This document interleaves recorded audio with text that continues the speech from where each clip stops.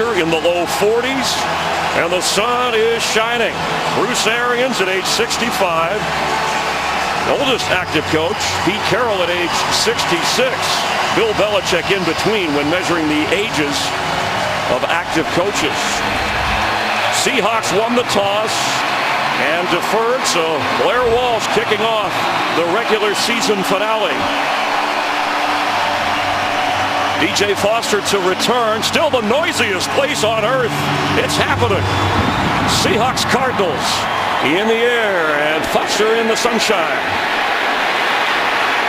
Stumbling his way up across the 26-27-yard line, where the Arizona Cardinals will take over an offensive line that Bruce Arians described as a turnstile. But Larry Fitzgerald, any game he's in, he's had career numbers over the years against Seattle, and coming off another outstanding performance as he has become the oldest player with 100 catches and 1,000 yards in a season at age 34.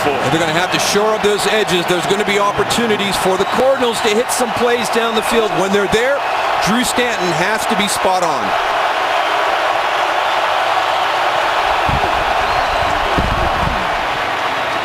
Kerwynn Williams across the 35-yard line, and Drew Stanton 5 touchdown passes, suffering 4 interceptions. In that meeting you talked about moments ago, Darryl, the only loss up here in the last 4. Those were his numbers against the Seahawks defense.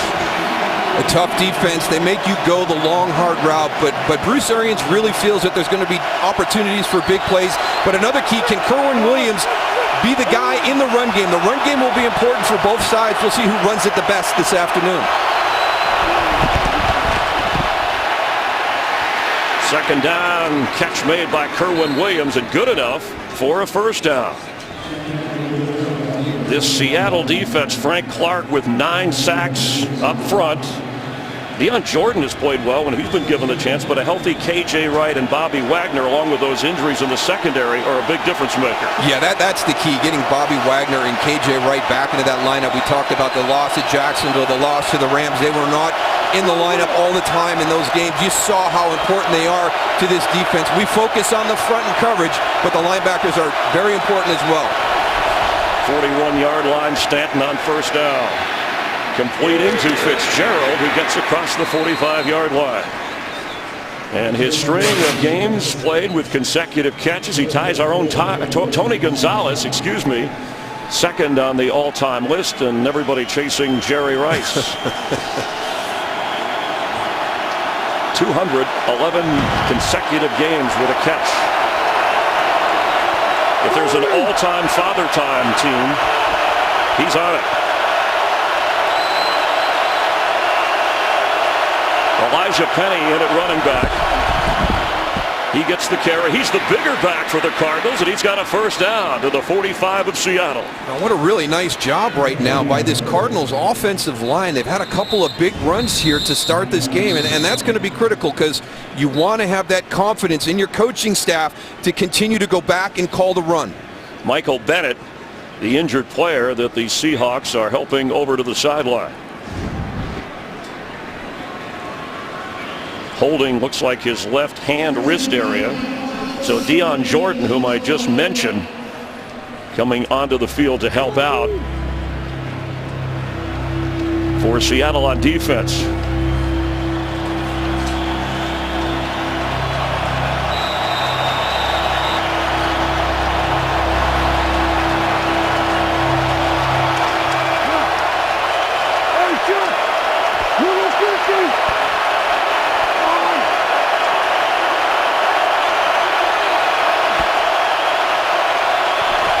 First down from the 46. Stanton hesitates. Fitzgerald has it and gets down to the 41-yard line of the Seahawks. The Cardinals doing exactly what they hope to do to start this game, and that's no negative plays, whether it's a negative run, getting into a 2nd and 10 situation. Right there, really nice catch by Larry Fitzgerald, down low, away from the body, goes down and gets it, and is able to create a positive play. 3rd and 6 or less is where the Cardinals want to be all afternoon. 2nd down 6 here.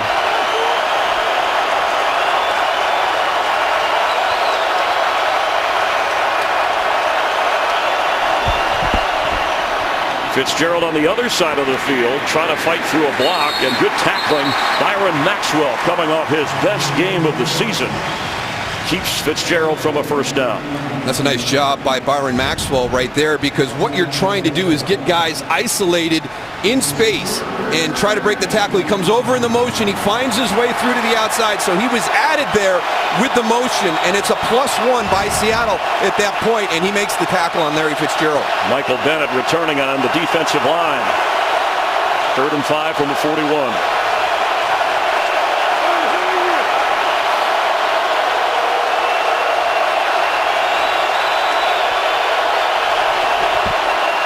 Drew Stanton from midfield. Larry Fitzgerald slipped but got up in time to make the catch at the 35-yard line. You know, in pregame warmups, he made a one-handed left-handed catch that dazzled the crowd. Did a good job of getting to that football. Yeah, I mean, a really nice job being able to keep his feet and then be able to get up and make the catch. You can see him stumble out of the break, back shoulder throw. And again, positive plays. It's very impressive on this opening drive in this environment. Arizona's come out and has not had a negative play on this opening series. 4 catches already for Fitzgerald.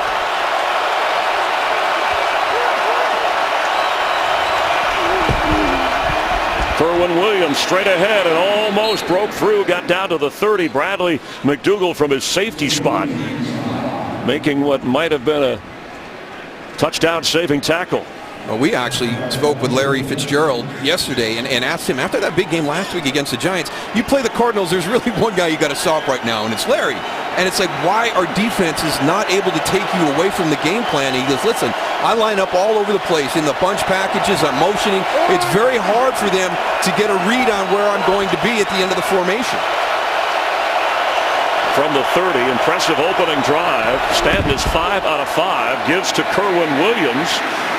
He's near another first down. Kerwin Williams playing with a quad injury. He's had rib problems, and he's really been a third-string back.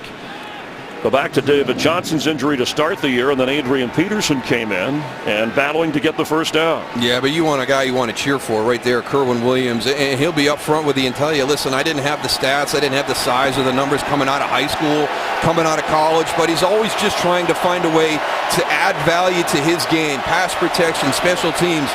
Real easy guy to cheer for. Happy for him to have some success here at the end of the season. Elijah Penny wearing number 35. Fake to him. Stanton is in trouble here. Gets away. Pointing. Throwing. Jerron Brown in the end zone. Held on. Touchdown Cardinals. What a smack in the face from the Cardinals on this opening drive. Nice job by Drew Stanton, able to extend that play because he's got pressure right away. Watch everything fall down, break apart, and he's going to be able to outrun Michael Bennett right there, just escape as he jumps for the ankles, and now he gets to redirect everything, able to find Jerron Brown. Look at top of your screen, crossing all the way into the end zone. There's your little cross right there, drops. Great job. A 25-yard touchdown toss.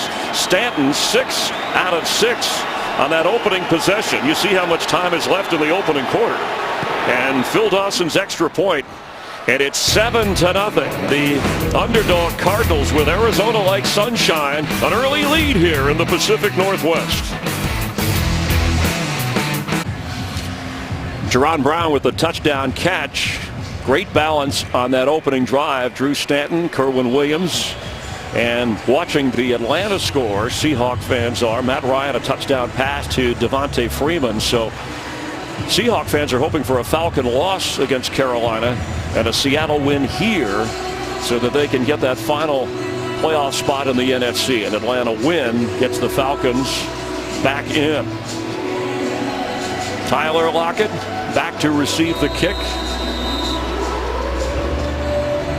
Phil Dawson, who just added the extra point moments ago for the Cardinals, who are trying to get their record to 8-8 to finish this injury-ravaged season. And Lockett from the 2 of Seattle. Tyler Lockett is loose. Tyler Lockett. Can they get to him? It's a touchdown, Seahawks. 99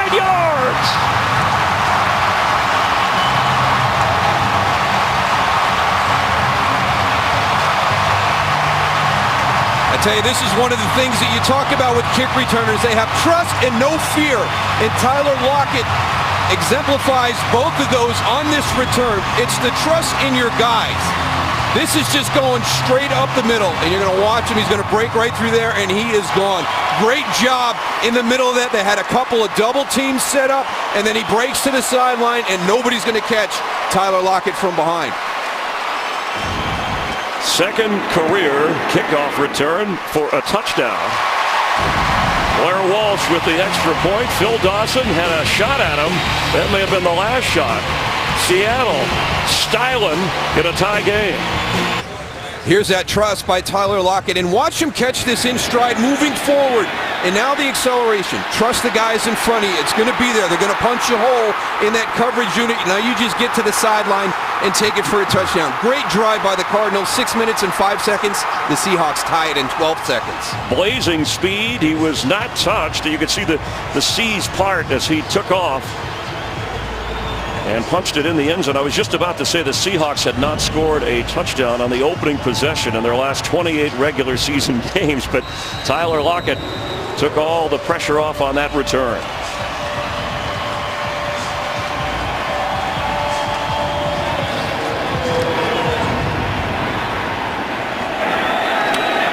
DJ Foster, he's got room on the sideline for the Cardinals. Slips past the kicker, Blair Walsh, and down at the 42-43 yard line. Terrence Garvin made the tackle, or he'd still be running. Another outstanding kickoff return to the field in Laura Oakland. Oh boy, we got two games going on here right now. This one and the one 2,637 miles from here. Pete Carroll was not concerned about the scoreboard watching, but his general manager, John Schneider, said, let's not take any risks here. They are not showing the Falcons score inside the stadium. Schneider said, let's just not have the distraction of it. Let everyone focus on this day. All right, thank you, Laura. Not on the video board or the scoreboard. They're taking Atlanta, Carolina off for now. Falcons have a 7-0 lead.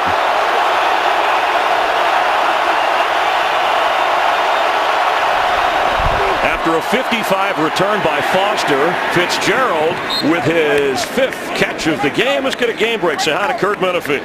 Well, hello, Chris. Well, I know they're trying to keep it quiet there, but America wants to know what's going on with the Falcons, especially Seahawks fans. Right down the field, they went with the opening possession. Devontae Freeman, 19-yard score. Atlanta on top of Carolina, 7-0. You guys have set the stage for what that means. All right, thank you, Kurt. Yeah, we want to know, too. Glad you're there with updates as they come in, and you'll keep us posted. The Saints are tied with Tampa Bay. That has something to do with the NFC South as well. After a first down catch, Kerwin Williams the back. Into a crowd.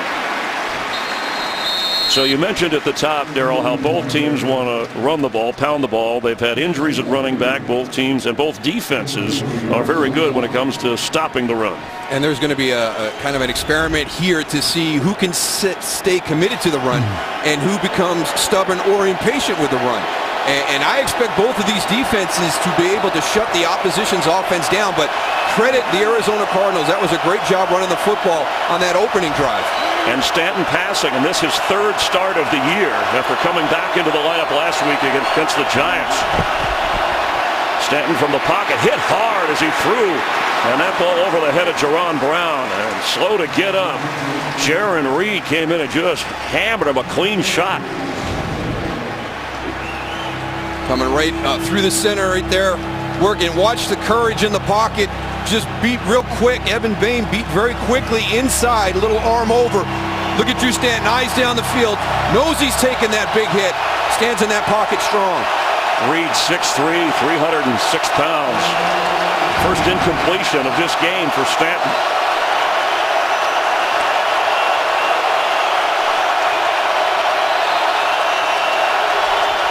Third and 8. Incomplete. Trying to go to John Brown, and again the heat was on. Bobby Wagner, team's leading tackler from his linebacker spot, coming in on Stanton. So Phil Dawson now will set up for a 49-yard field goal try. Yeah, just a nice job by Chris Richard, and that defense is going to bring a little bit of pressure here on a 3rd and 8. You can see right there, it's a good job by Drew Stanton. Again, staying firm in the pocket, but nowhere to go with it. 49 yards away to give Arizona the lead back. And the 42-year-old kicker in his 19th season delivers. A crazy start to this one. Cardinals with a 3-point lead, getting ready to kick off to the Seahawks. Daryl Johnston, Chris Myers and crew, and wishing all of you an early Happy New Year as Phil Dawson, ageless, kicking off again to the young Tyler Lockett in his third year, the third-round draft pick from Kansas State. Went 99 yards on the last kick to get the Seahawks on the board.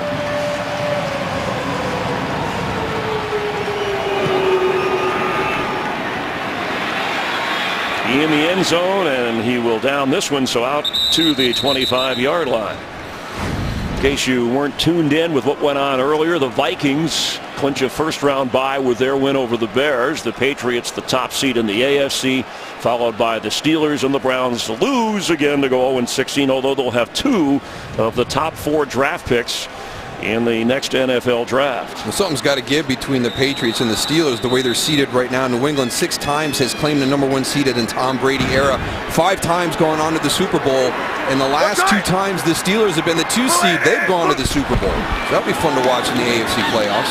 Russell Wilson, first play from scrimmage, passes low and incomplete. Intended for Jimmy Graham. While we're talking tight end, Nick Van Ent, one of the tight ends with a back injury in pregame warm-up, scratched inactive, so they brought up Tyrone Swoops to help out. But Mike Davis handling the running responsibilities. Thomas Rawls getting a little more action with that offensive line, and Jimmy Graham has 10 touchdown passes, playing through a lot of pain. J.D. McKissick, the receiving running back, checks in on 2nd and 10. McKissick near the 35, close to a first down. Russell Wilson, first quarterback in NFL history with a winning record in his first 6 seasons, and his 65 wins, the most for any quarterback in his first 6 seasons. And in December, he finds the end zone. Yeah, he's unbelievable statistically when you look at what he's accomplished throughout his career in the month of December, and then sometimes when we have that regular season game in January. Just phenomenal what his statistics and his record is. A yard short on 3rd down, Mike Davis. And tough up front, that's Josh Morrow. I mean, he met Davis right away. The spot, the measurement, they're saying it's not even worth measuring. The official, Walt Coleman, saying it's 4th down. Remember, this was a touchback on the kickoff, so he's got to be at that 35-yard line. Blue line is scrimmage, yellow line is first down. Visual aids. See if there's a challenge flag coming from Pete Carroll or that Seattle sideline. Not enough. And they line up with John Ryan ready to punt. Patrick Peterson standing inside the 25 of Arizona.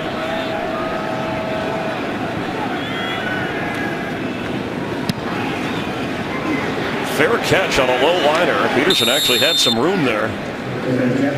The offense will take over after the Cardinal defense dug in against Seattle. Things would be different for the Seahawks playoff hopes if this didn't happen. Week 11 here against Atlanta. Claiborne, a fumble for a touchdown.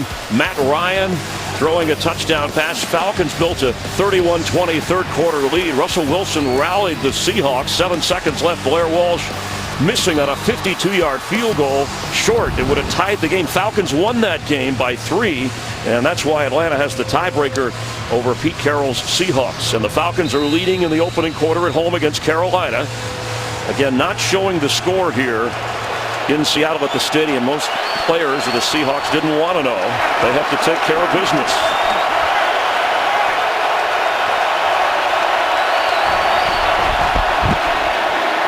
Kerwin Williams shaking some tackles and gets near the 35-yard line. He's only 5'8", and from week 13 through week 16, he's had the best 4-game stretch of his 4-year career. And credit this offensive line. They're doing a real nice job up front, going left behind Alex Boone, A.Q. Shipley, getting some movement there. Now you're up to the second level.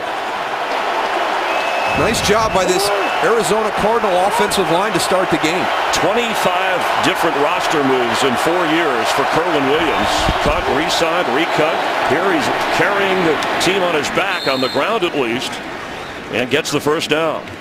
Just very complimentary of that running back room as well. You know, and somebody says, hey, you got to make up for David Johnson and Adrian Peterson for us, all right? No, those are huge shoes to fill, and he knows he's not that style of guy, but he's got a lot of confidence. He plays with a little bit of a chip on his shoulder because he has been overlooked and maybe sometimes undervalued, but I tell you, he's played great down the stretch here the last month of the season. Utah State, he was a year different from Bobby Wagner over across that line of scrimmage. 6 carries, 31 yards for Williams. Stanton, middle of the field, ball was tipped, or at least his arm deflected by Dion Jordan. Yeah, just can't wait on this one. I mean, Kerwin Williams does a nice job. He's in the spot because you want to check your edges. So keep an eye on him right here. You're going to have pressure on the outside, but don't wait for him. Once you see that right now, you got to step in because he's going to overpower you. Has a little bit of an impact on the throw by Drew Stanton. Got to be firmer. 36-yard line of Arizona. 2nd and 10.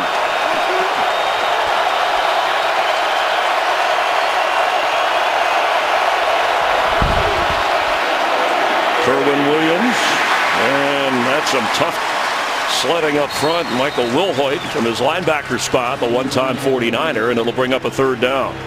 And this is the 3rd down situation that Bruce Arians was trying to avoid this afternoon. That opening drive, they did a great job. Stayed ahead of the chains that entire drive. The second series did a pretty good job. It was the 3rd and 8 that got them when they were stopped and had to kick the field goal. Here's your toughest one of the day so far. 3rd and 9, kind of backed up a little bit. Got to make sure you got your edges protected on that pass rush.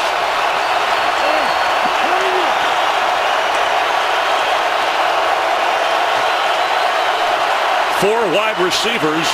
Stanton has time and almost intercepted. Byron Maxwell looked like the ball was thrown more to him than to Fitzgerald. Just a little bit off on the location for this because Larry's going to settle down and it's thrown a little bit outside. Watch 41 Byron Maxwell. He's got nobody pressuring him to the outside, so he can now slide inside. There was nobody to hold him to the outside of the field. That allows him to drift in and make the play on Larry. Andy Lee back to punt. Nice punt. Tyler Lockett lets it go, and it bounces into the end zone. A break for the Seahawks. Ball will come out to the 20-yard line. Thursday night on FS1, college basketball tips off. 7:30 Eastern, Miles Bridges and number 2, Michigan State. They won earlier today, so they're likely to move up to number 1. Michigan State hosting Maryland. You'll see good college hoops on FS1, also streaming live on Fox Sports Go. Russell Wilson, who this week, his offensive coordinator, and it got out there, and then we asked Pete Carroll about it. He said, yeah, he could play better. He has to be a little bit more consistent, some decision-making on some of those scrambles. Usually good things happen, but sometimes you got to think a little bit more about it. I don't know if he can play any better. He's a one-man show back there. He doesn't have a running game to lean on. And there's perfect evidence of what you're talking about. Olsen Pierre with a tackle on Mike Davis. And how about Olsen Pierre this season? Going to be like right over the top of the nose right there. He's kind of fighting through. And can you believe another injury at the running back spot for Seattle? They've had their share. We talked about the Cardinals. Is Chris Carson going back, who won a kind of a 7-man competition to start the year, and then they've had to work through a number of injuries, start different running backs, and Mike Davis had nailed down the job, but he heads over to the sideline. So J.D. McKissick comes in, not Thomas Rawls. Loss of 5.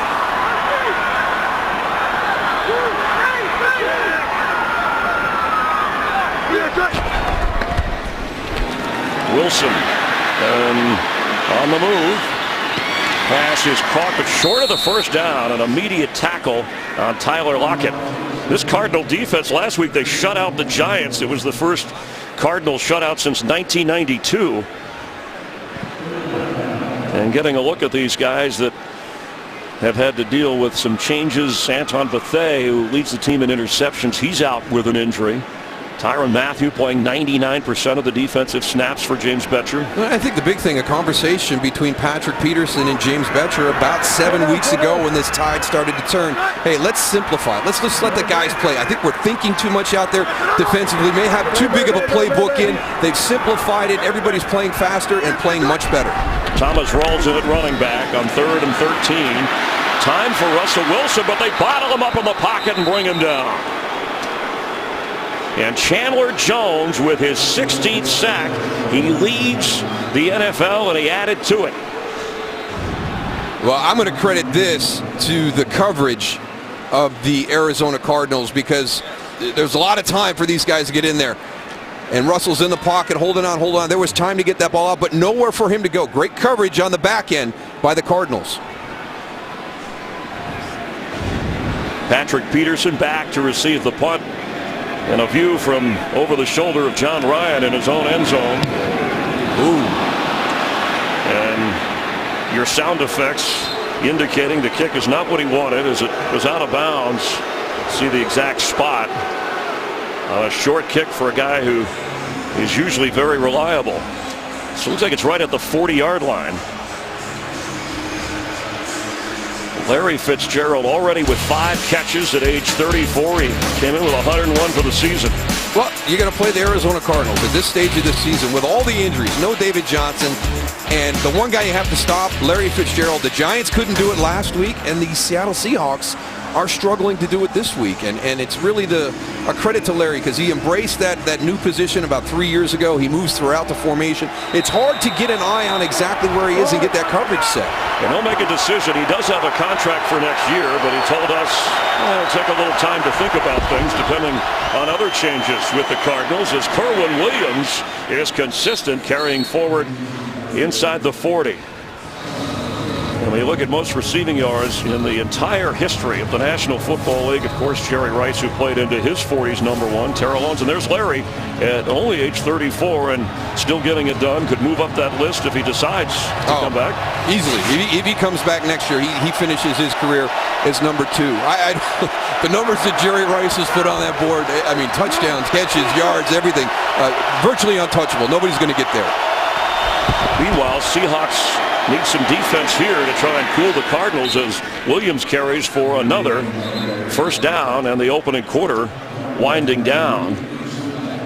Cardinals, a team not intimidated when they come up here to Seattle. No, not at all. Not at all. You could get that feel coming up here. Not just the way they've played the last 4 games with their 3-1 record, but they just know each other so well. I think divisionally, when you talk about going into an unfriendly environment, it's a completely different perspective. Touchdown pass from Drew Stanton, a kickoff return for the Seahawks. Cardinals have the lead. They're on the move as we finish 1 quarter and a playoff spot on the line. Daryl Johnston, Laura Oakman, Chris Myers, the NFL on Fox. A frustrated Russell Wilson hasn't had a lot of opportunity. The numbers heavily weighted in front of the Cardinals, who lead and have the football. And thankfully for Seattle, the Tyler Lockett kickoff return, or things would be worse. Yeah, and here's what's happening in the first quarter. The Arizona Cardinals are averaging 7.5 yards on first down. That allows them to stay ahead of the chains and play the style that they wanted to play coming into this game. Seattle's defense got to be better on first down. Elijah Penny, fake to him, pressure on Stanton. He gets away from Michael Bennett. And catch made right near another first down by Larry Fitzgerald, his 6th grab of the game.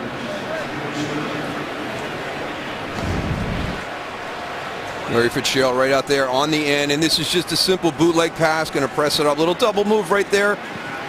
Byron Maxwell plays it well, not going to let him get beyond him, so he just shuts it down, comes back. Good adjustment by Drew Stanton and Larry Fitzgerald. And we asked Larry about getting pushed on the line and how defenders get physical. He moves around. He told you I can still play outside. He chuckled. I'm 6'4", 222. Let him try. And there he is moving around. Kerwynn Williams slips a tackle, gets to the 10-yard line. They are just crushing this defense on first down. I mean, the pass to Larry Fitzgerald was first down. Bruce Arians here, that was another first down run right there. And a place that's kind of been the home away from home for Bruce Arians and his Cardinals. But Bruce would never say anything like this is like our home field up here, right? Well, something people can speculate about.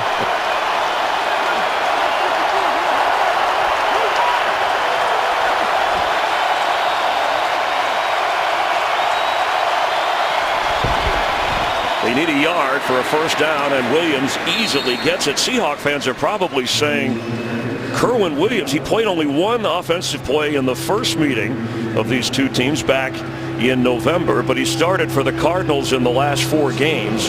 And Seattle hoping for an Atlanta loss and a win, and they get that final spot in the NFC. You know, Darryl, it's interesting. This is the first time in this format the top 5 seeds in a conference were all not in the playoffs last year. That's the case this year. One spot left. Will it be Seattle or Atlanta? The Cardinals have their own thoughts. On first and goal, Stanton with a flip to the tight end. Jermaine Gresham stopped around the 5. Finally getting somebody else involved in the game plan. It's been Kerwynn Williams and Larry Fitzgerald here most of the time, except for the big pass to Jerron Brown for the touchdown.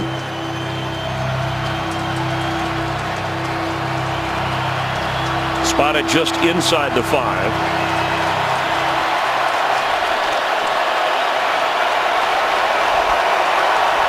Elijah Penny, he's 6'2", 235 pounds. He's in at running back.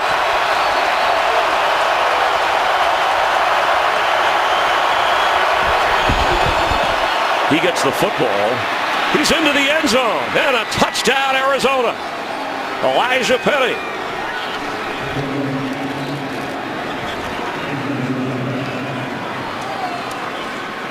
They're just having their way up front, and this is a really nice job by Elijah Penny. He's going to hug it real tight. Watch him here, but he's going to stay inside. It looks like there's going to be an opportunity. Bradley McDougall may be able to come off and get it, but he can't. It's a good job of just finding that tight little fit. I was expecting him to bounce out because it looked like there was some open field out there, but you could see right there, just hug the hip of Evan Bain. The way that the Cardinals have run against the Seattle defense, somewhat shocking. Extra point is good by Phil Dawson. It's a 10-point Cardinal lead. Second career touchdown for Elijah Penny. Arizona in control early. Moments ago here in Seattle, over on the sideline, the defense and defensive line coach Clint Hurt with KJ Wright, Chris Richard, the coordinator, jawing at each other. Well, and there's one of the big reasons you're struggling a little bit. Cam Chancellor walking right there with Jaron Reed, and really last week there's Richard Sherman. So I mean, you've got key guys that are out of the lineup, but really what's going on this afternoon to start this game is the Arizona Cardinals offensive line is controlling the line of scrimmage, and I did not expect to see that happen today. This is a talented defensive line group, but the offensive line of the Arizona Cardinals has done a great job. Dawson with a field goal and a couple of extra points. Lockett already with a 99-yard return in this game for a touchdown. He'll have a chance. It's actually short at the 15-yard line. They didn't want Lockett to get to it, so Luke Wilson, backup tight end, on the grab. Well, this is a Seahawk team that's used to winning, playing meaningful games, and usually at this point they're surging into the playoffs, tuning up, and this is a desperation game to win and hope they get some help early. Response hasn't been great. No, it hasn't. And Arizona is dictating to the Seattle Seahawks right now. They came in with the plan, and they're executing that plan, running the football effectively, doing a great job on first down. But I think you make a great point. We've always seen Seattle play their best football through the month of December. That has not been the case this year. You go back to look at what they've done in the month of December. They've really struggled, and I think that's why there was some uncertainty with the Seahawk fan base this year. On first down, Russell Wilson with time. And low is the catch made. Yes, Doug Baldwin, terrific effort on that pass that kind of floated low as Russell hustles everybody to the line. Oh, great job by Doug Baldwin. That ball never touched the turf. Gain of 20, rolls on first down. one of the things we saw on that big pass play to Doug Baldwin, moving the pocket a little bit. Up until that point, it was just straight drop back, and Russell Wilson was at a point, and this Arizona defensive line very comfortable knowing where that launch point was. So on that last one, a little bit of an action to get them off the spot, and a good throw to Doug Baldwin. Great catch by Doug.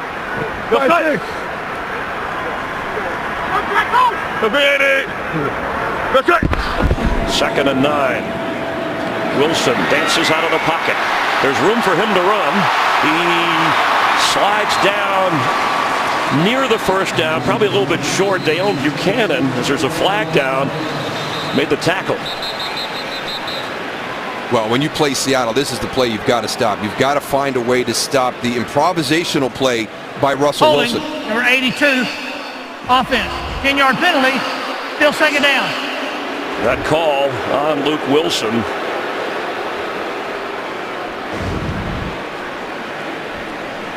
Luke Wilson, probably a tight end at the top of the screen, and you see right when the play breaks down, actually right at the bottom right there with Chandler Jones. And now it breaks, now it's on, and that was not what you see sometimes with a holding penalty in that situation, because they've had to go back and teach the offensive line. Listen, when Russell Wilson starts to scramble and move, you've got to let go. We know you've kind of locked into your pass protection, but once he starts to move that pocket, you don't want to get called for holding. Let him go. Wilson is the Seahawks' leading rusher, averaging 6 yards a carry. Caught at the 40 after the penalty backed him up. That's Tyler Lockett. Yeah, Wilson coming off a career low 93 passing yards as we have an injured member of the Cardinals, Hassan Reddick, the rookie linebacker. And ouch, holding his knee.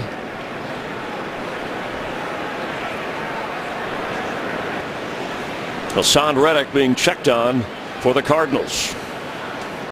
Hassan Reddick to the sideline. Kareem Martin comes in to take his spot on the Cardinal defense. Falcons still with a 7-0 lead in their game at home against Carolina. 11.5 to play before the half. Here, just under, I should say, 11 minutes before the half. And from the 40-yard line, a third down, facing Russell Wilson and the Seahawks. I mentioned the career low 93 yards against Dallas last week. They actually had more penalty yards as a team than offensive yards, but the Seahawks were able to win that game to stay alive, and because the defense made big plays.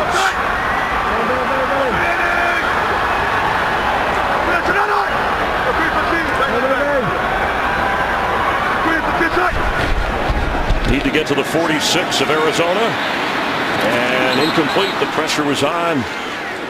Russell Wilson tried to get it to Rawls. They're doing a really good job right now being able to generate pressure with just their 4 down, and we've got a player down. Looks like Ethan Posick is late getting up for the Seattle Seahawks. He's the right guard. There's Ethan right there, number 77. And again, that's where the pressure. Robert Nkemdiche working in there. And there's the loop. Kareem Martin coming to the inside. Olsen Pierre coming from the backside. So right now, just with the 4 down, able to drop 7 guys back into coverage. Nowhere for Russell Wilson to go with the football.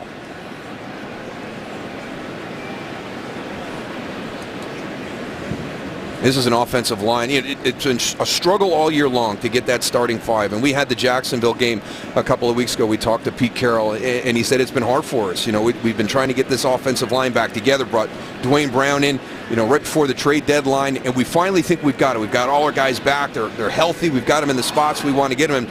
Tom Cable, every year, I think, has done a masterful job, because it's the biggest challenge each year for Seattle is getting that starting 5 set every season. And it's been no different this year. It's been a challenge for him. It impacts your run game. It impacts your pass protection. Second-round draft pick from LSU, Posick heading over to the sideline, and Russell Wilson there to help guide him. Seattle now bringing out the punting unit. John Ryan with Patrick Peterson back to return, and the Cardinals up 10 here. This caffeinated crowd, it's as if there was a mic drop or something. It's got quiet in here.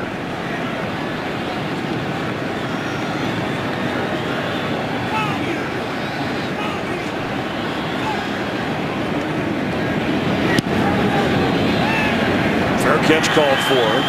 Lets it go, and in the end zone, a break. Cardinals will get the ball out at the 20-yard line. Last two times that the Cardinals have won in Seattle, Week 10 in 2015, fourth quarter touchdowns. Cardinals won it 39-32. That was Andre Ellington with a big play. And Week 16 in 2016, Chandler Catanzaro with a 43-yard field goal on the final play of the game to win 34-31. Bruce Arians, who has Carson Palmer over on the sideline. Carson Palmer turning 38 years of age this week, but he was the quarterback for those 3 wins. Drew Stanton has done well today. 9 out of 13 with a touchdown pass and has not turned it over. And Kerwin Williams stopped this time short of the line of scrimmage. That's a good start because first down has been the down that Arizona has been able to dictate to this Seattle defense. They've been able to stay ahead of the chains, be able to call very comfortable plays, be patient, and be able to commit to the run a little bit longer. Seattle's defense has got to force them into situations where they're uncomfortable with their play calls. You see the Falcons leading 7-0 at home over Carolina. Panthers are going to the playoffs. They still have a shot at a division title in the NFC South. Williams will lose yardage. Gunned down right away. The minute he got the football, he was smothered by Garrison Smith. That's both plays to start this series made by Big 98. Garrison Smith, he was in on the last one as well. Down here on the inside, A.Q. Shipley trying to do a reach block. Can't get to him. He's upfield penetration, forcing Kerwin Williams to move 5 yards deep. Maybe that defensive chat on the sideline with K.J. Wright and the line coach and the coordinator made a difference.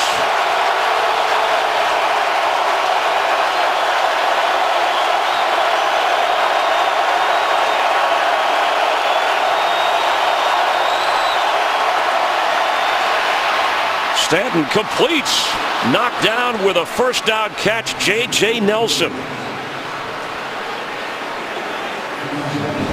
Nice job by J.J. Nelson holding on to the football. So a little cross route. That's Larry Fitzgerald to his inside. He's going to post up. Moves into the middle. Good job into that little spot. Little window right there as Bobby Wagner's moving outside. Stanton hanging in the pocket and delivering to Nelson. Seahawk fans have seen him make some big catches against their defense. Gain of 18 on a third down play. Cardinals keep the ball moving. Fresh set of downs.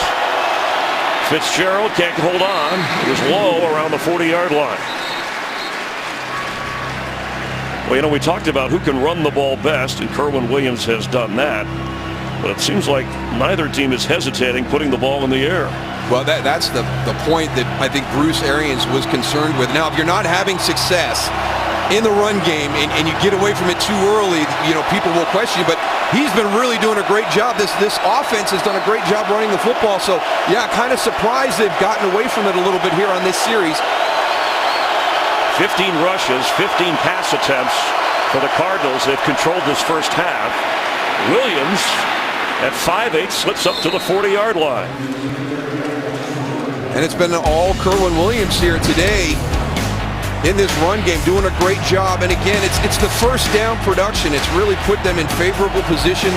They can stay comfortable with their play call. Elijah Penny finishes that one out with a nice feel, hugging the down blocks very tightly.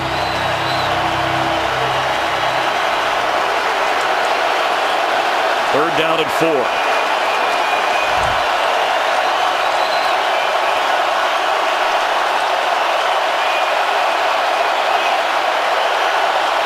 Drew Stanton in the pocket, knocked away and incomplete.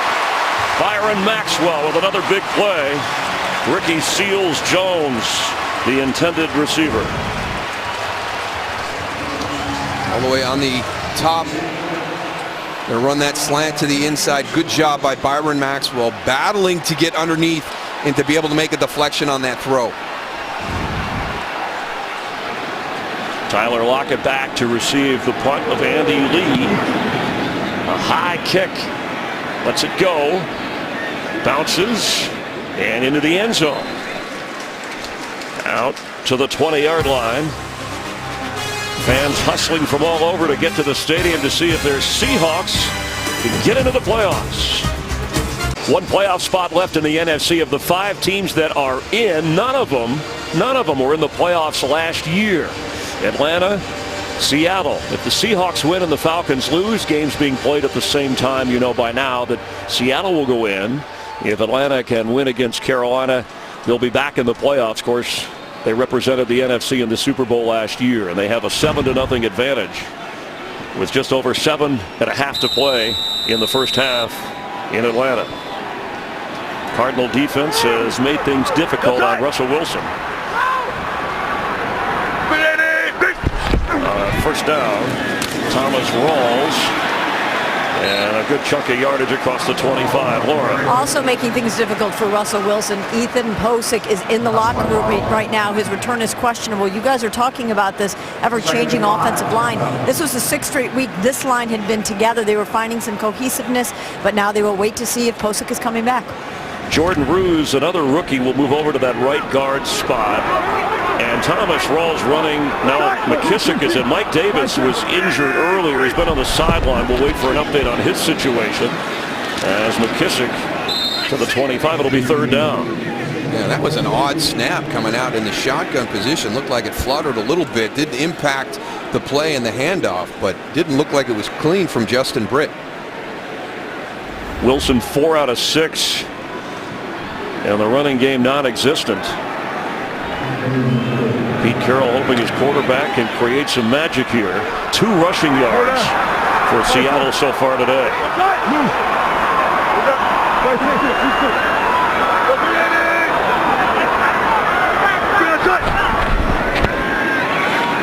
Incomplete pass thrown before Baldwin turned. It's 4th down. Let's get another game break with Kurt. Well, if the Saints beat Tampa Bay, they win the NFC South. Jameis Winston trying to stop that from happening. Little 1-yard touchdown run.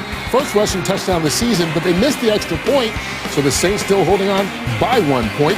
Under 6 minutes left to go in the first half. Chris moves along. All right, Kurt. Dirk Cutter back returning as head coach of the Buccaneers. So they announced that a Saints win, they clinched the South. That's important because they get to host a playoff game. Should they stumble and the Panthers win, Carolina would be the NFC South division winner. Patrick Peterson backing up. No fair catch this time. Toward the sideline and up around the 35 and a flag flies. Saw one of the Seahawks get knocked down. See if this call is against the Cardinals. Yeah, this is going to be interesting. I don't know if it was a block in the back. I thought Justin Bethel got on his upfield shoulder. Illegal block in the back. Number 28, return team. During their return, 10-yard penalty, first down. And the call was against Bethel. That'll hurt field position for the Cardinals.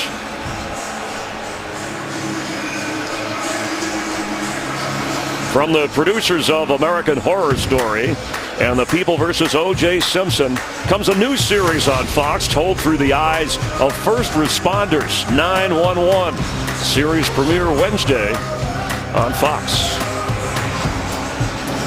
Kerwin Williams, originally a 7th-round draft pick of the Colts, who's knocked around the roster, and versatility, he said, is what kept him in the game. And he has carried the load on the ground 14 times for 57 yards, averaging more than 4 a carry.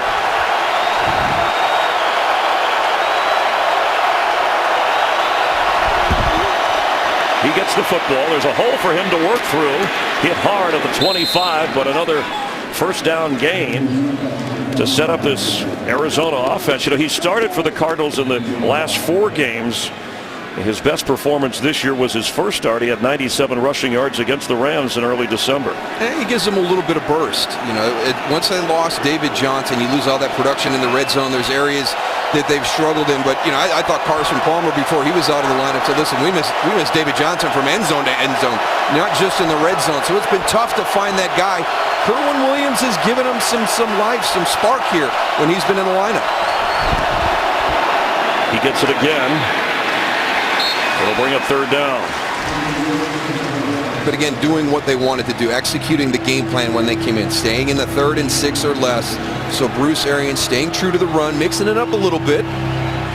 And keeping the ball away from the Seattle offense. I mean, Arizona has a more than 10-minute time of possession advantage in this first half, which has less than 5 minutes to go.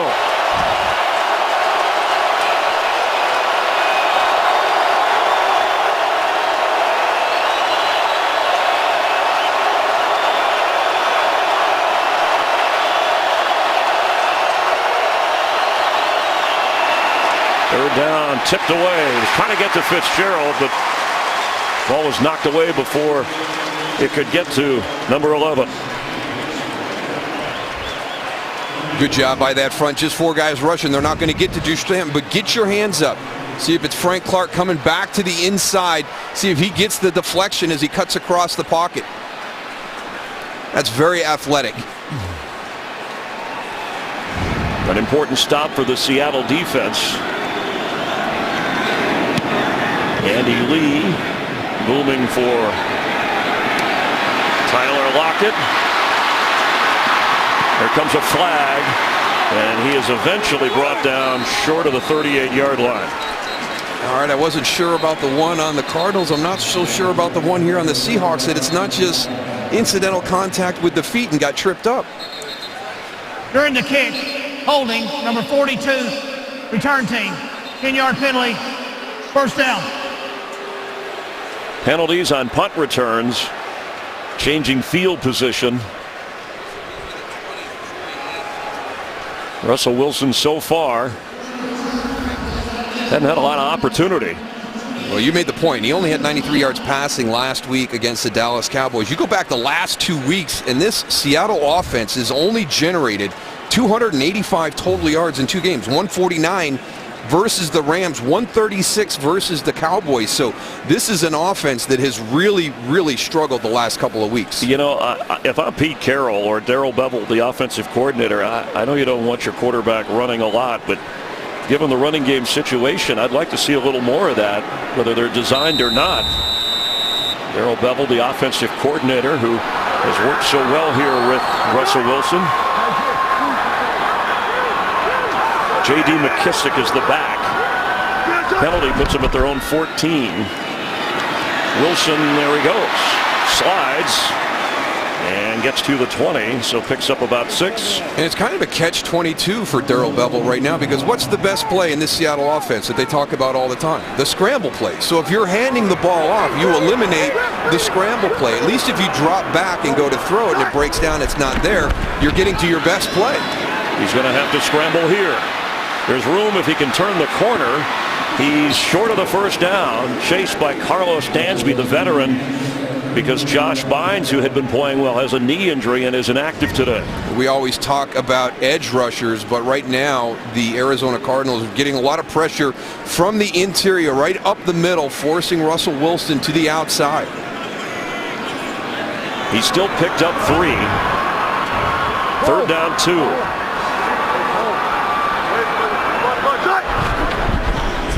Three-man rush. Wilson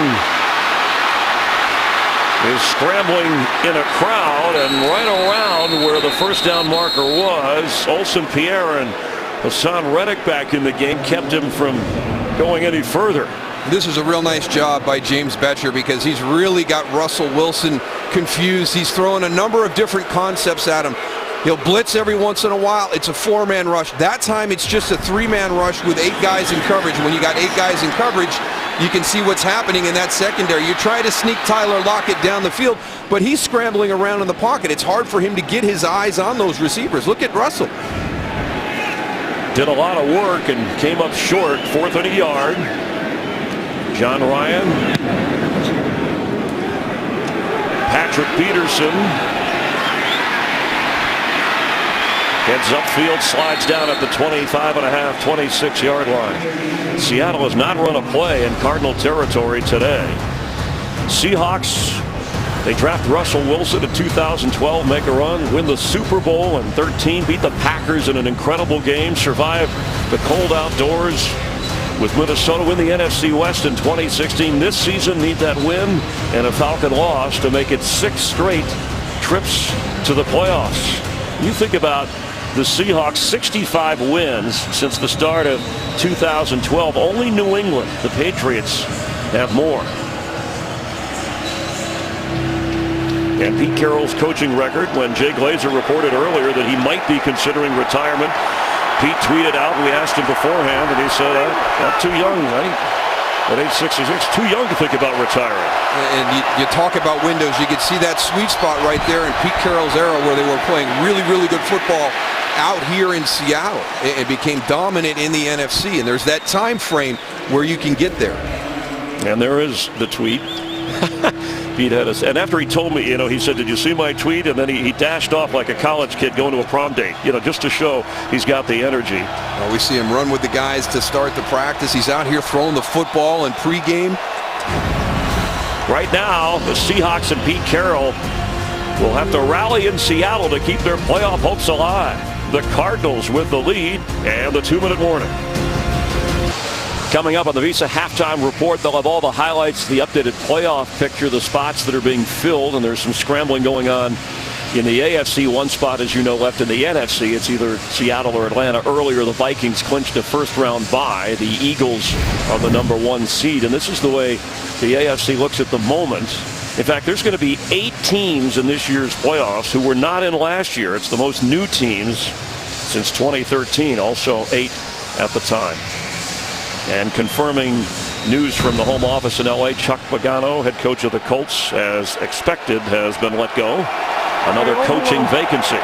We'll address the Cardinals head coaching situation of the second half here from things we've gathered.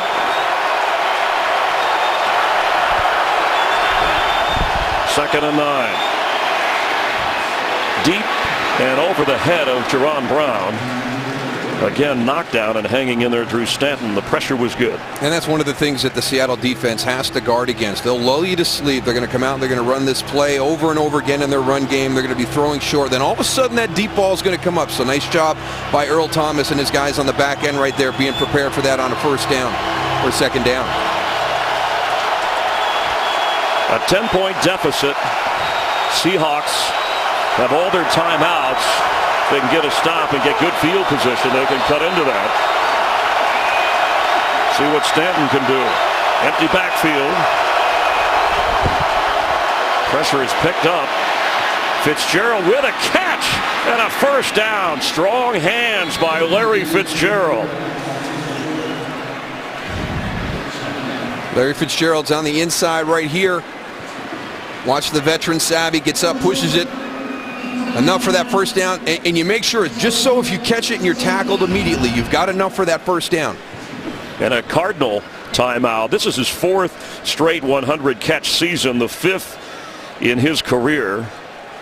And enjoyed talking to you again about when Bruce Arians came in as head coach and moved him over, and there was a lot of adjusting going on, but extended the career. Of course, he worked at it. Does everything well. Absolutely. He was not, let me tell you what, he did not embrace it at the beginning. We had him shortly after he got the move to the new position where he was going to be on the inside and doing a lot of the motion. There's a lot of blocking down inside in that position, but he reached out. He called Reggie Wayne from Indianapolis, Hines Ward in Pittsburgh, who had played that position when Bruce Arians was coaching there, and asked them about it, and they said, listen, you got to believe him. He's absolutely right. You're going to have more opportunities for catches. This is his 3rd consecutive 100-catch season, and it all comes from working that inside position. Fresh set of downs after a gain of 12. He has 7 catches in the first half. And make that 8. And falling forward to the 46 of Arizona. When you play the outside, you can get kind of, it's easy to take that guy away. You get to the outside, you can do things with coverage and different things from a defensive standpoint to take him out of the game. Hard to do it when he's inside.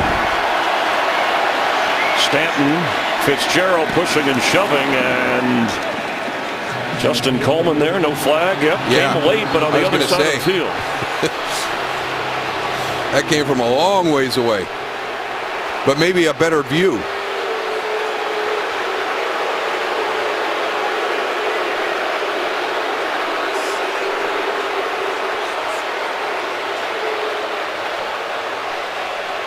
Seattle, the most penalized team in the NFL this season by far. And they're discussing it. It was a late flag. From the opposite side of the field. Looks like Pete Carroll saying it was uncatchable, but sometimes it's uncatchable because you had a hook and a pull. Here's Larry Fitzgerald out of the slot.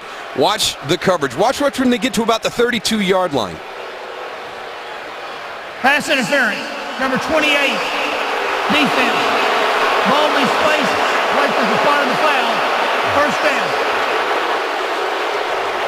And the official that was closest to it maybe didn't have the best view of it because it was more from the backside. I think the guy from the opposite side of the field, the referee in position on the opposite side, might have had a better view of it. He spotted at the 32. Meanwhile, Fitzgerald with 8 catches today has 109 catches this year. That's a career high at age 34. And I mentioned moments ago the penalty problems for Seattle, and that was a big one. A 22-yard penalty. Stanton, sideline, Brown, hands on it, but out of bounds, and incomplete. That's John Brown.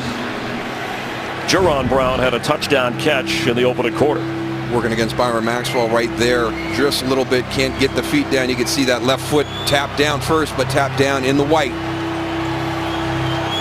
And give Drew Stanton credit, a guy that Bruce Arians believes in from his past time. You know, of course, you had the Carson Palmer injury, then Stanton was hurt. You had Blaine Gabbert in there. Goes back to Stanton as the starter last week. And he's got a lead here in Seattle today. Almost a one-handed catch by Fitzgerald, but the coverage was good. And Coleman was there.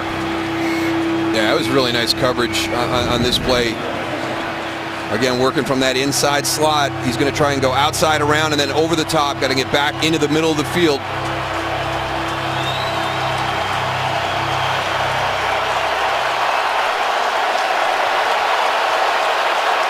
On third down, if they get nothing, it would be a 50-yard field goal try.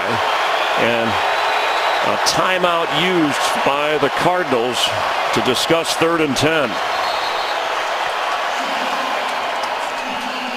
And now this from Lowe's. And good news for Pete Carroll and Seahawk fans. Devin Funchess touchdown in Atlanta. The Falcons and Panthers are tied with 50 seconds before the half there. Seahawks trailing by 10. They will receive the second half kickoff, hoping to keep it a 10-point deficit on 3rd and 10 for the Cardinals.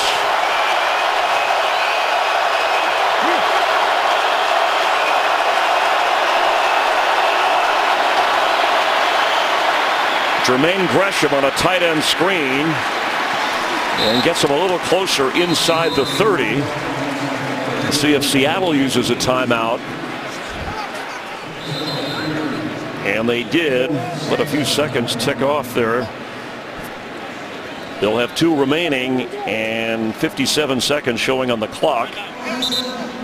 Let's check in with Carissa for Game Break. Hi, Carissa. Happy New Year. Happy New Year to you as well. So the deficit on the scoreboard for the Seahawks isn't good, but this might help. Panthers down 7-0 with under a minute left in the half. Cam Newton finds Devin Funchess for a 4-yard touchdown. Game tied up at 7. Chris? Thank you. And we're watching closely. I know in here, if you tuned in a little late, it was a decision not to show the Carolina updates or score. Normally they would around the league, but not doing that so that the Seahawks can focus on what they have to do. And right now they're going to have to rally because they're trailing by 10, maybe more. Also worth pointing out that the Saints lead Tampa Bay 14-13 as they near the half, seconds away. And this will be a 46-yard try for Phil Dawson to widen the Cardinal lead.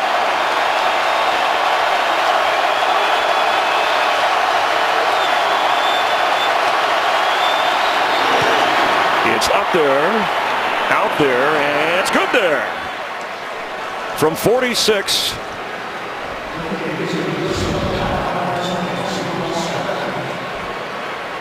And a 13-point Cardinal advantage.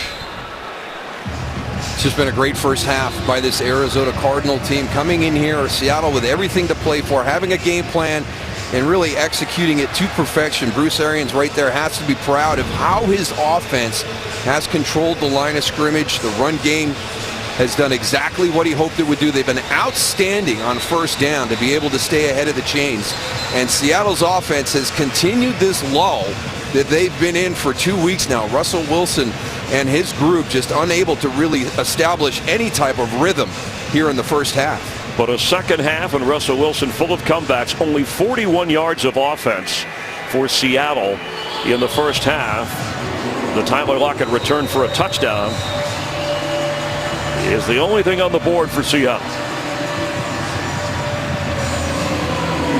Dawson, let's see if he tries. He kicks it short, so it's taken by the up man Wilson, and Luke Wilson heads up the sideline.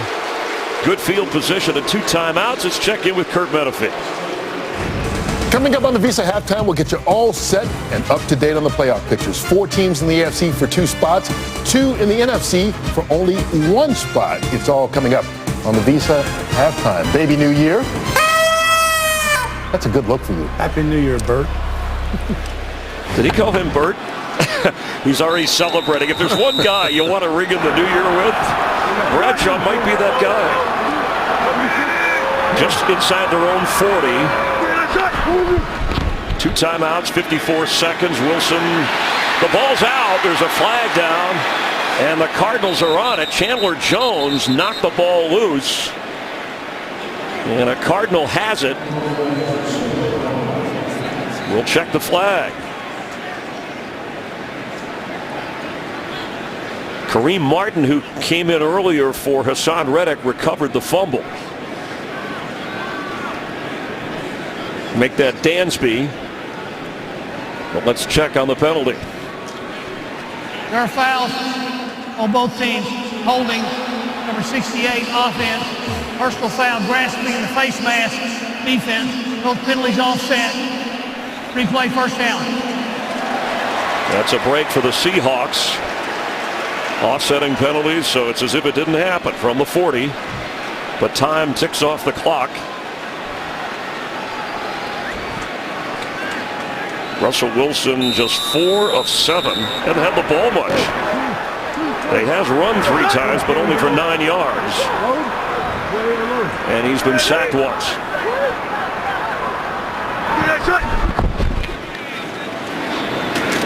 Incomplete. Juggled at the 45. Paul Richardson couldn't hold it. And the Cardinal defense in the last 5 possessions doing the job. Yeah, and 4 of those 5 3-and-outs. So this offense just unable to get any type of rhythm for the 3rd consecutive week. Wilson scrambling, and it's a fumble. Looked like Seattle got it back. Justin Britt, the center, and Olsen Pierre knocked the ball out while Russell Wilson was trying to air it out. And they've done a really nice job. Again, look at, there's just 4 of them. It's kind of that controlled rush now. Everybody stay in your rush lanes. Try to get outside, force him back inside. A really nice job by Olsen Pierre right there, coming around, forcing him back to the middle, and actually generating that fumble opportunity. This may be one of those areas where the coaching staff, as they lost 17 yards on that play, when they said, maybe a little more consistent judgment. Your quarterback is trying to do a lot by himself, and he'll have to do a lot if the Seahawks are to keep their playoff hopes alive. Another impressive performance by the Cardinals up here in Seattle. Let's take a look at some fun from Week 16 with Sounds from the Field, brought to you by Walmart.com, now offering free 2-day shipping. Hey, let's go score. Let's finish. Hey! There's only one thing you can say.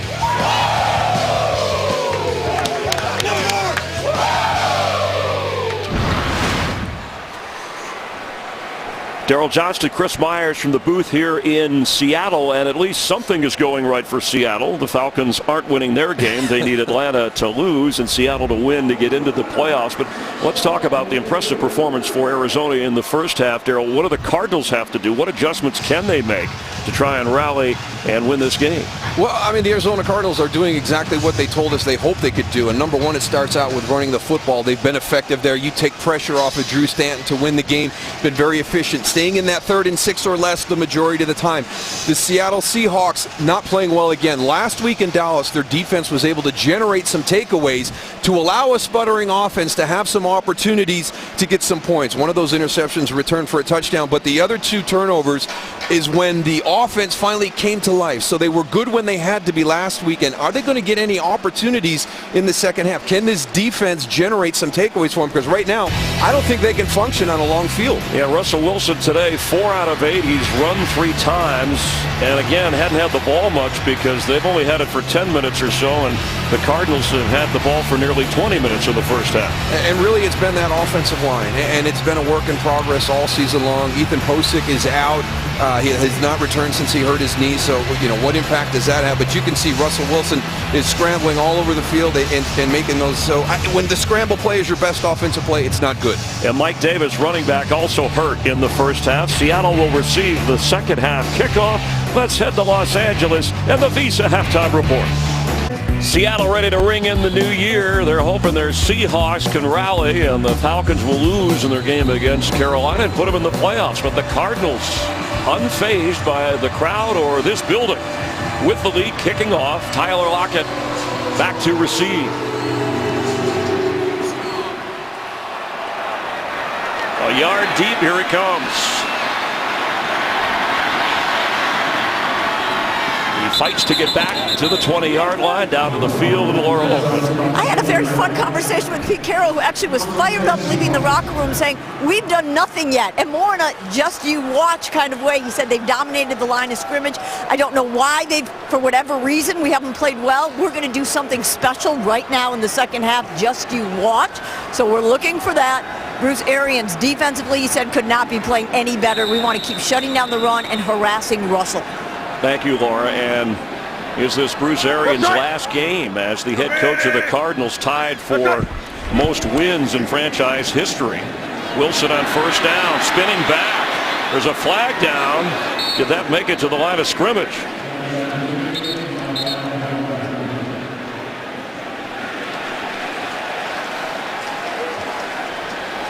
Cardinal defense has kept him bottled up. Pass, holding, number 21, offense.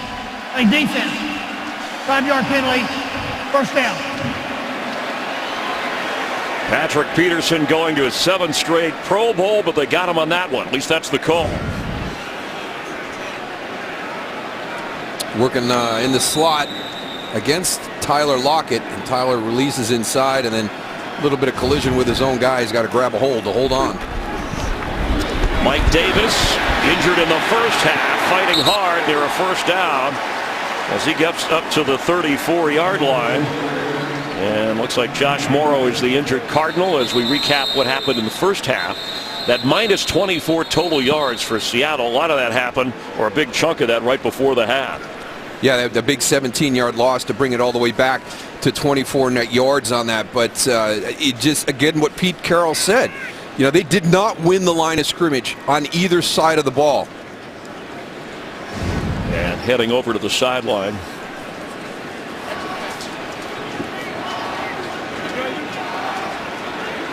Josh Morrow, 97. Right of your screen.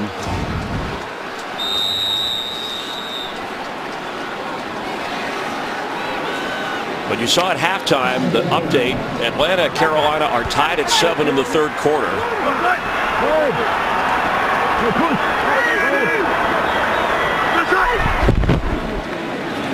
Mike Davis gets a first down, pounding his way up to the 47-yard line.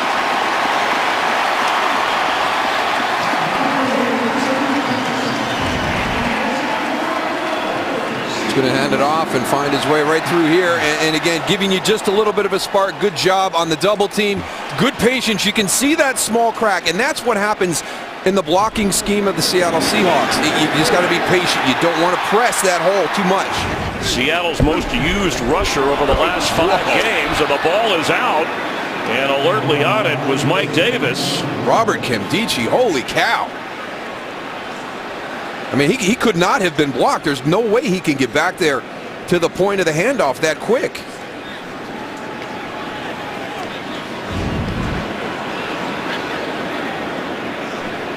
Wow. Jordan Ruse has got to get a piece of him. You've got to allow your center, Justin Britt. Everybody's working in concert up front, and you've got to get a little piece of that guy as you're going to your next guy to slow him down. And Ruse is in for the injured Ethan Posick, the starting guard.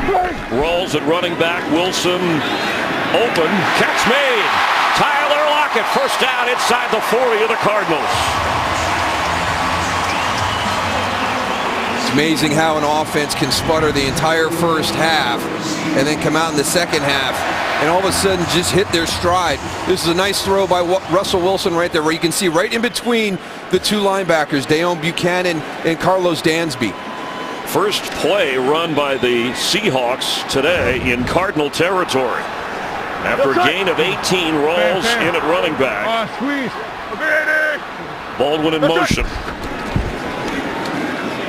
Wilson, pressure coming, and dumps it off to Jimmy Graham. Slips a tackle and goes up the sideline. It's kind of similar to last week. Last week against the Dallas Cowboys, Seattle's offense only crossed into Dallas's territory 3 times out of their 10 possessions as Josh Morrow heads to the locker room. But the great thing about that, they were good when they had to be. When those opportunities were there, they scored touchdowns every time they got into Dallas territory. That's Graham's first catch of this game. Doug Baldwin only has 1 catch. Seahawks need to get him going if they're going to rally. David Moore moves towards the line and looks like a penalty flag or 2. False start, number 65, offense, 5-yard penalty, still second down. That's Jermaine Ifedi, the most penalized player in the NFL.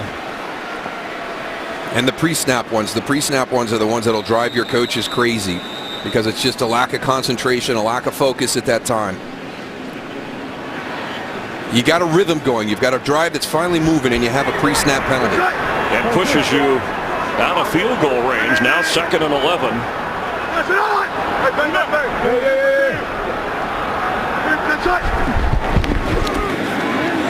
Underneath is Rawls.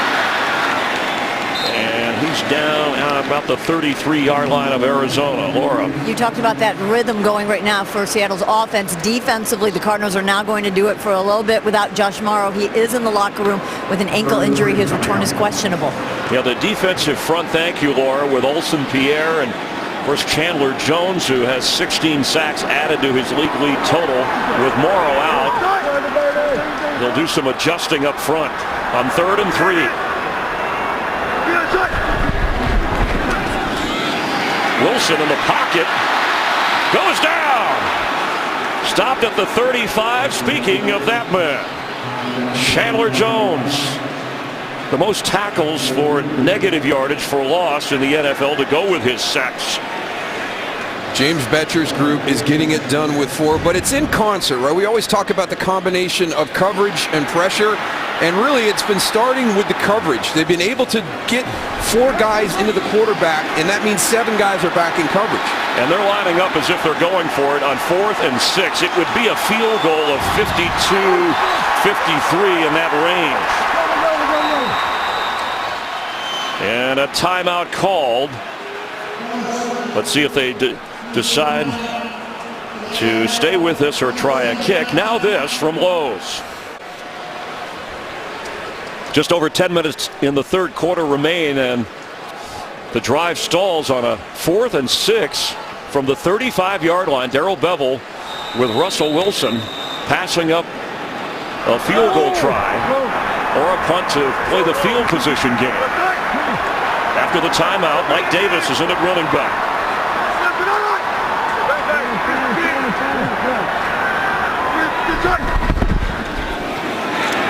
Wilson, open, first down, Jimmy Graham, inside the 50 to the Cardinals. A big 4th down conversion. Jimmy Graham coming from the tight end spot, but watch 89 cross. You're going to see 89 come through first. There he goes right there. That catches the attention of Justin Bethel. You move him just a little bit, and it opens up that area that Jimmy Graham finds. And a monstrous roar from number 88 and from this crowd. A gain of 20. Pitch to Mike Davis. Cardinals waiting for him. And stopped short around the 18. Tyrann Mathieu and then Hassan Reddick.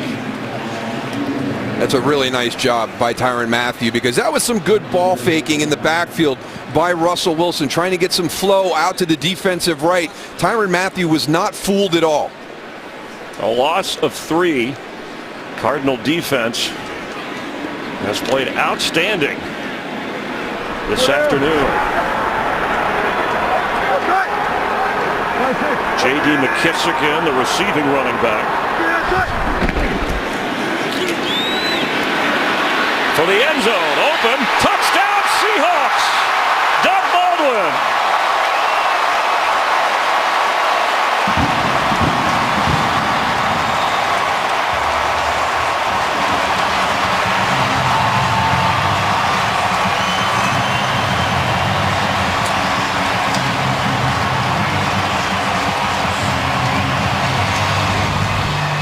Keep your eyes on Budda Baker right there. Here's Doug Baldwin. He's going to stumble coming out of the break, but Budda Baker doesn't get into his back pedal fast enough. He lets him get right up on top of him.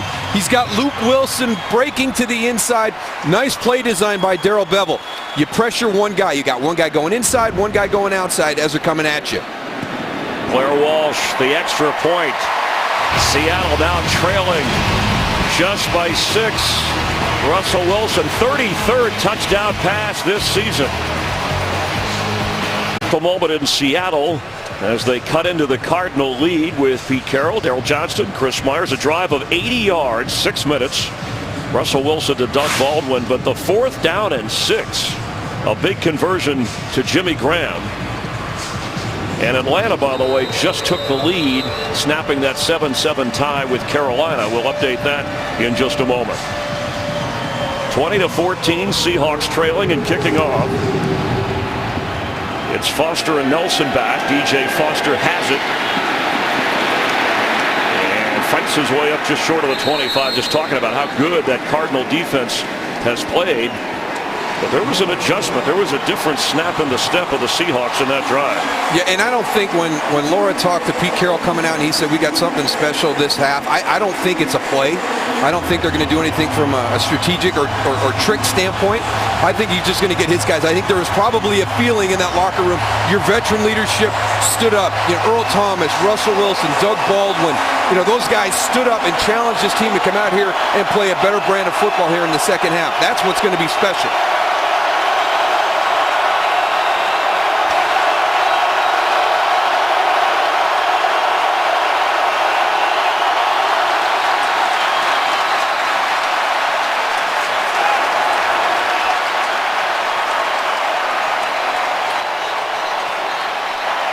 False start on 53. Offense. 5-yard penalty. Still false down. Since 2005, the most false starts by any opposing team in this building, and these people take pride in that. Well, the big thing is you had taken the crowd out in the first half, and the offense of Seattle got them back into it with that opening drive. Now, is there any type of response here by this Arizona offense?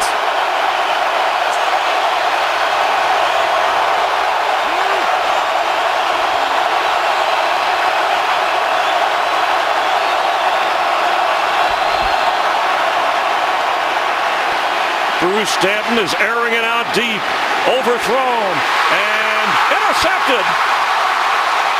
Shaquille Griffin.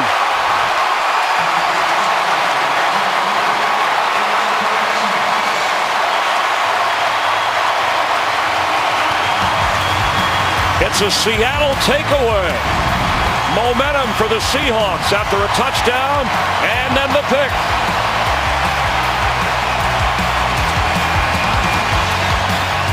Guys to watch. Here's Jerron Brown. Watch him at the top of the route, but here's Earl Thomas. Earl's going to be the guy that you want to stress. J.J. Nelson, number 14, breaking across the field.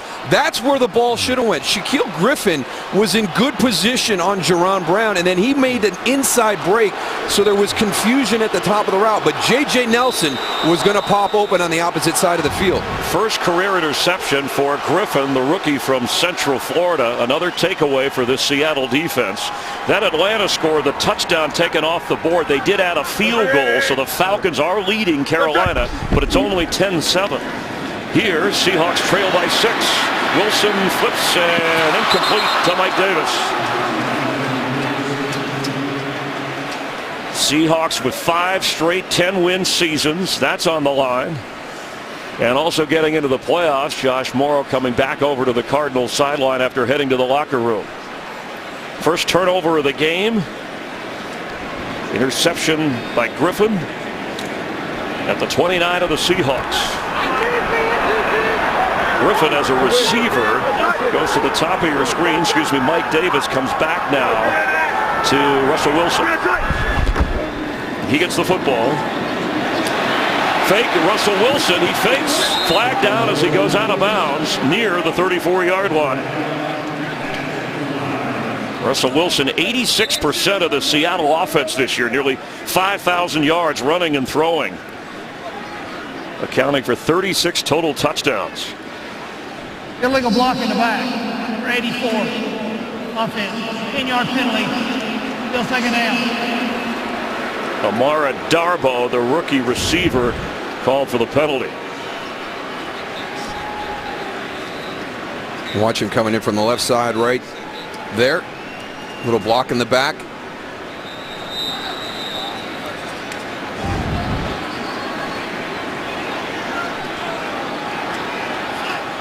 Fifth penalty on the Seahawks today for 55 yards.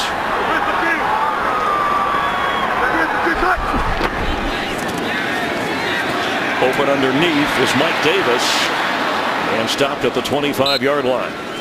And that's one of the things that I think has really hurt this team this year are these penalty yards. And it's not easy to overcome. We've talked about the struggles of this offense, over the last couple of weeks. And Darrell Bevell's group, they can't afford to give yards back. They can't afford to get behind the chains. They're not that type of offense that's going to be able to overcome it on a regular basis. Most penalties by far, so 145 for the year. The Cardinals, ironically, or interestingly enough, have drawn the most penalties from their opposition. Now it's 3rd and 13.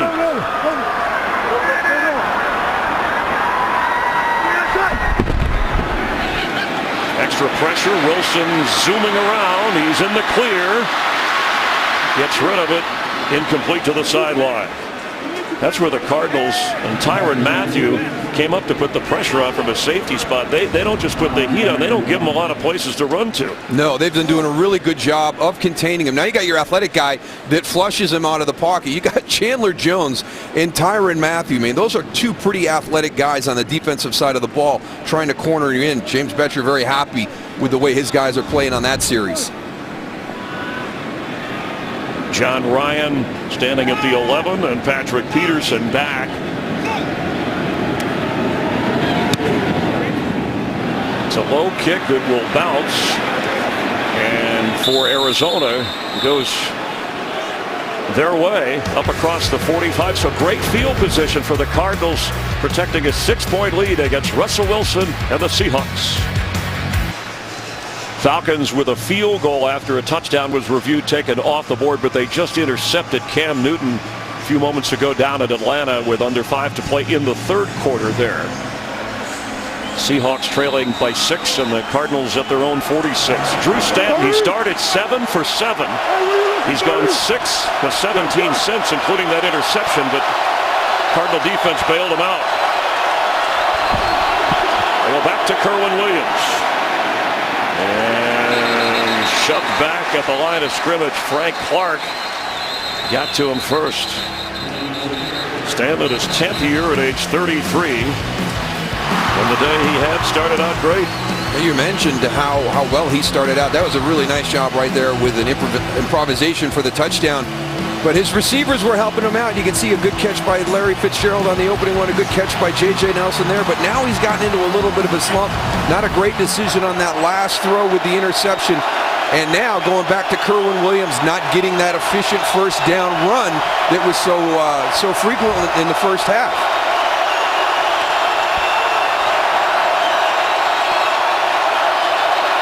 We have a timeout. Cardinals their first of this half. They'll have 2 remaining. Let's head down to Laura. We talked to Bruce Arians yesterday, you guys, about the patience it takes to stick with the run. That's hard for a guy who likes to take his shots. He actually told me at halftime it was hard not to take shots in the first half. He said they've been there. We want to continue. We want to take more of them. We just have to protect Drew better while we keep running the ball. So it wasn't surprising that Drew took that shot, but the result, of course, being so.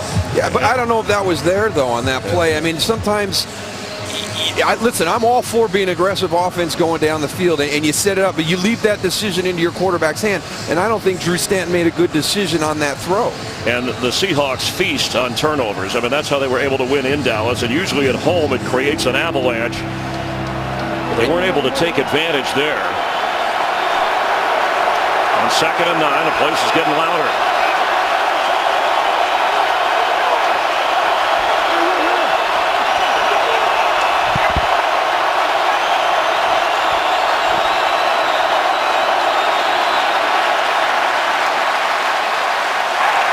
Number 87, offense, 5-yard penalty, still 2nd down.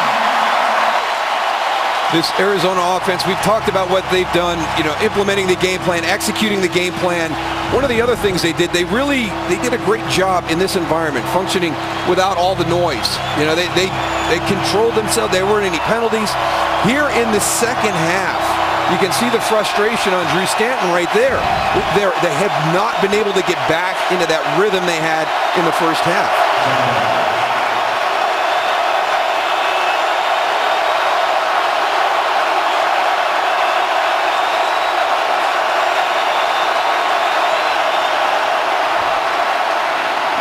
On 2nd and 14, did he hold on Jermaine Gresham to the ground? And good enough for a first down catch, and silence right away. 84 at the top of your screen, motion to the outside. In zone cut right there, working against Shaquille Griffin. And I don't know, did he complete that catch? Did he have that all the way to the ground? It looks like he held on with one arm. A 15-yard gain. From the 43 of Seattle, Kerwin Williams slides inside the 40, hit by Maxwell. And this is what that run game of the Arizona Cardinals does. If they can create a seam up inside, you get the big bodies, you're double teaming everybody, and Kerwin Williams or Elijah Penny will find that spot. If not, you bounce out. You're going to have that cornerback one-on-one as he supports the run. Falcons, after that interception of Cam Newton, added a field goal. They're up 6 late in the 3rd quarter. They win. They get the last playoff spot.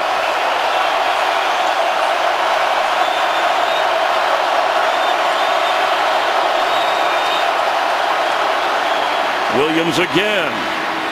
Stops short at the 35 to bring it 3rd and about 2. He's nearing the 70-yard mark. Rushing today, 20 carries for Kerwin Williams. His NFL high matched at 20. Most he ever carried in college was 21 times at Utah State.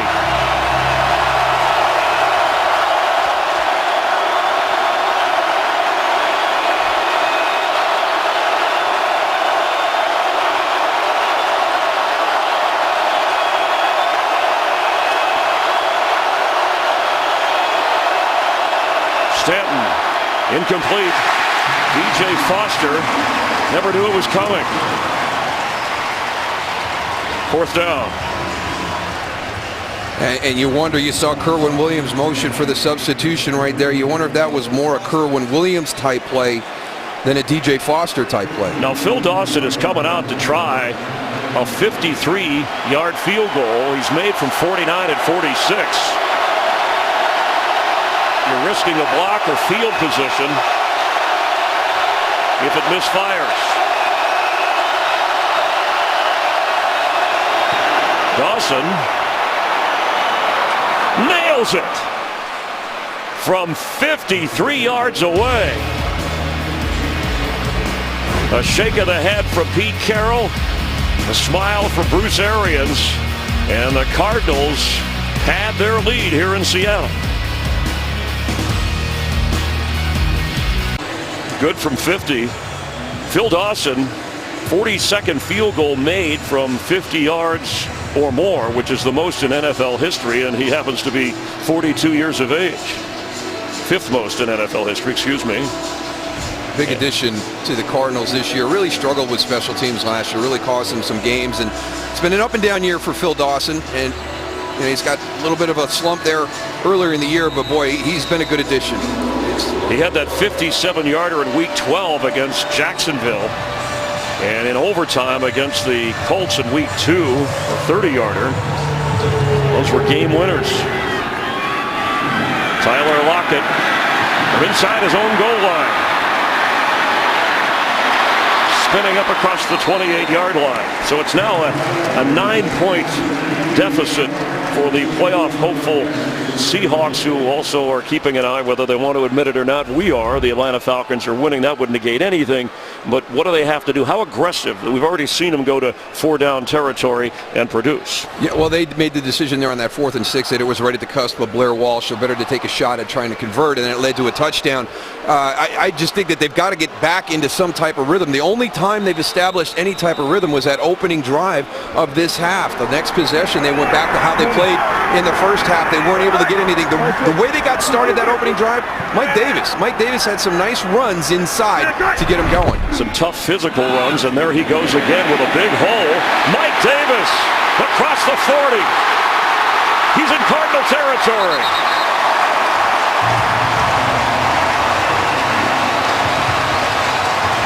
Well, you mentioned how big of a part of this offense Russell Wilson is.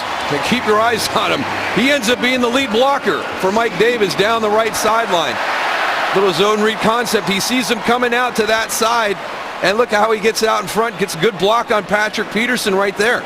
A 33-yard run, the longest of the day by anybody, on only his 6th carry. And Peterson frustrated. Rolls hit hard as he goes to the 37. Let's get a game break and update with Kurt Menefee. All right, so Cam Newton and Carolina gets the ball back down 3. He throws flat-footed right to the hands of Ricardo Allen. That turns into a 42-yard field goal for the Falcons. Matt Bryant, and Atlanta leads it by 6. You guys know the scenario. Chris? Thanks, Kurt. We're keeping an eye on that. And you see what the Falcons have done against Carolina. They win, they're in, but Seahawks fans hoping for a loss at a Seattle win, and the Seahawks get in.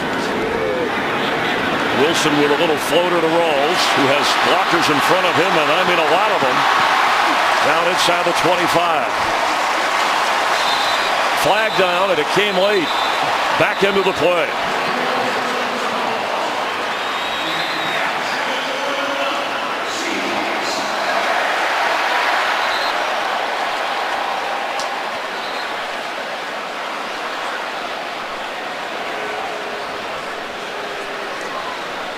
A 12-yard gain, but the penalty may ruin things for Seattle. After the play is over, unsportsmanlike conduct, number 34, offense. On Rolls, who had 15-yard penalty to be assessed at the end of the play. It'll be 1st down.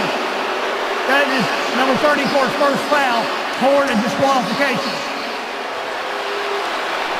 And again, we always talk about football being an emotional game, but right there you can't taunt, can't get up and jaw with your opponent right there. And it's one of those ones that they're keeping an eye on, because if you have another one later in the game, you're subject to ejection. Well, they must have said something, because the official was right there. It wasn't as blatant, but any kind of taunting. And the reason they do that, they don't want it to escalate into pushing and shoving. And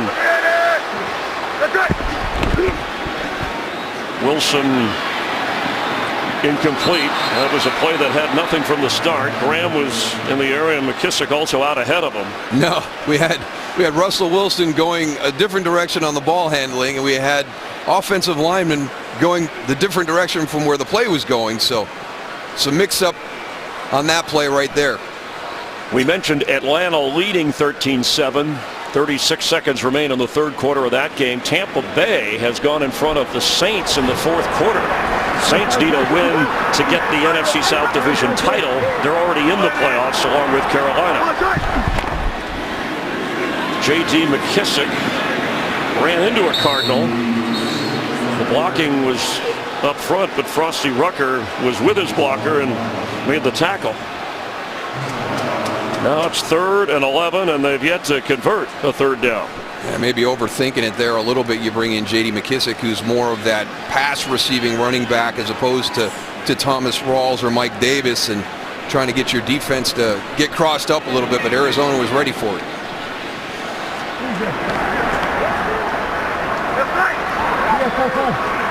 And it's Doug Baldwin, bottom of your screen. He has a touchdown catch, but only 2 grabs today.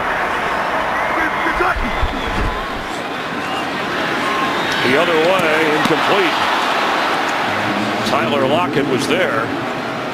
Ball was a little wide, looked like a miscommunication coming off the defender. 4th and 11.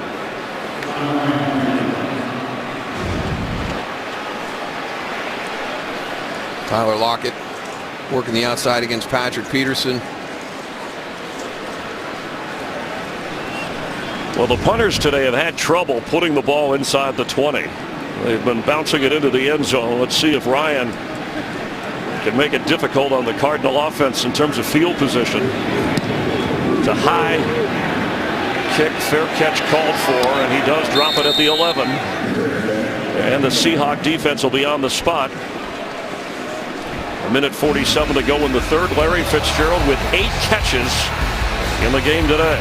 And they got to find a way to get Larry back involved in this game plan. Early in the game, we talked about how Arizona came out and was very effective executing what they planned to do, and maybe the biggest reason was the contributions from number 11, Larry Fitzgerald, and got to get him back involved here. This is a critical series for the Arizona Cardinals to try and reestablish at least field position. Going to his 11th Pro Bowl, has a contract for next year. Said he'll assess his situation. He'll always be a Cardinal if it's up to him, and that's how he'll retire. Just wants to see what happens with the coaching and quarterback situation.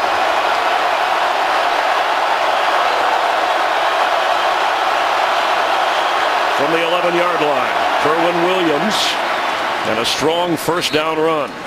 It was funny when we talked to Bobby Wagner and we asked him about this running game and all the different things that they could do from it, and he said, listen, it's the same play. It comes from different personnel groupings or motions and stuff like that, but it's basically the same play, and they're going to try and knock us off the ball inside, maybe isolate the running back on the outside, but we know exactly what they're going to do. And really, Arizona's had the upper hand running that simple run game all afternoon. Calling it crunch. I thought he was talking about cereal. Elijah Penny, who has a touchdown run, comes in. 2nd and 6. Fake to him. Stanton in trouble and incomplete. Threw it into the turf with pressure on. Deion Jordan and Garrison Smith made it difficult. Now it's 3rd and 6. And looks like a player being helped to the Cardinals sideline. Alex Boone, the left guard. And they lost Larry Fitzgerald on that play. He was motioning back in. He got tripped up, went down. So Drew Stanton lost one of his receivers on that play. Here's Alex Boone right here. Here's Larry Fitzgerald going in motion. You see he gets tripped up right there in the watch. So I think Drew Stanton lost his number 1 read on that, and then he took a big hit. And then he gets hammered. Deion Jordan in between a couple of defenders.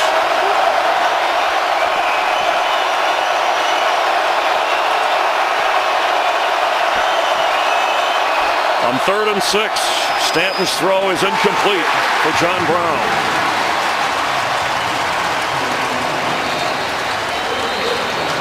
Jermaine Gresham rolling over in pain. Seahawks defense did what they had to do on 4th down. Andy Lee will come out. Cardinals will check on Gresham.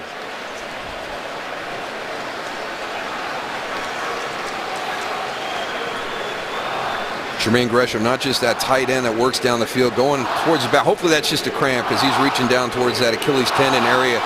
And hopefully he's just got a cramp as they check that spot. But also important, securing the edges. Bruce Arians told us last week against the Giants, it was like he was another tackle for us. And you've got to have that this week when you've got Michael Bennett and Frank Clark Evan Boehm was in earlier for Earl Watford. Watford came in when Alex Boone went out. See what happened to Gresham.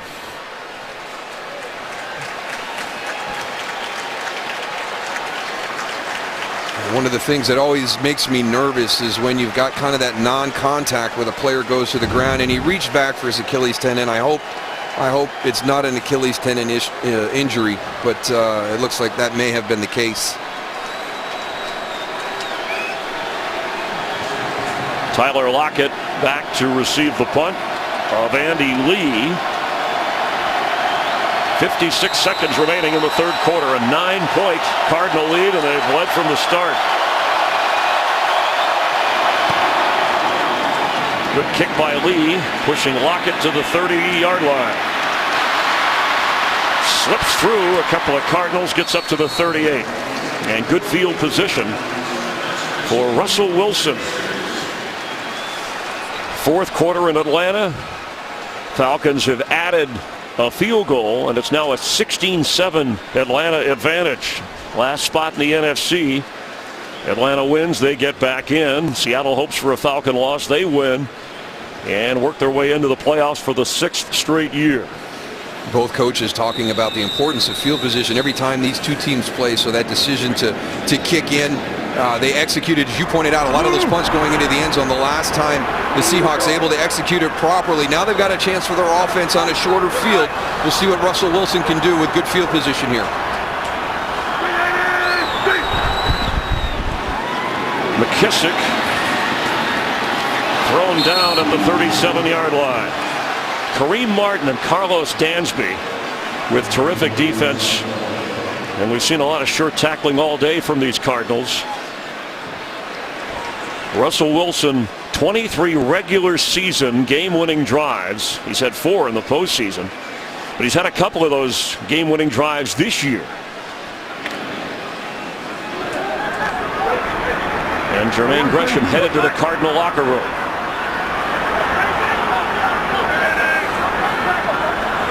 After a loss of 3, Mike Davis across the 45-yard line. It'll bring up 3rd and short, and at the end of 3 quarters in Seattle and a quarter left in the regular season for the Cardinals, Seahawks have bigger plans, but they trail by 9. Start of the fourth quarter with Darryl Johnston, Laura Oakman down on the field. I'm Chris Myers. An early Happy New Year from all of us on the NFL on Fox. Our producer Fran Morrison, director Brian Lilly, and our crew. It's a great place to enjoy a football game, and especially one where the Cardinals have played well. They seem to embrace the atmosphere, and the hometown Hawks with playoff hopes trailing here. Atlanta's leading their game. We'll watch it close to the finish.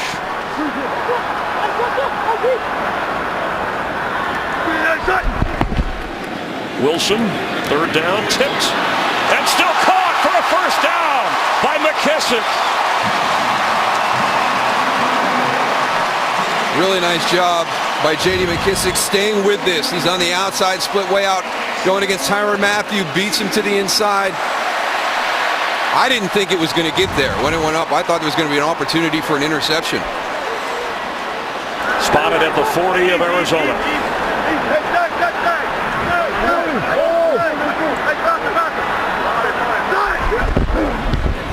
McKissick straight ahead.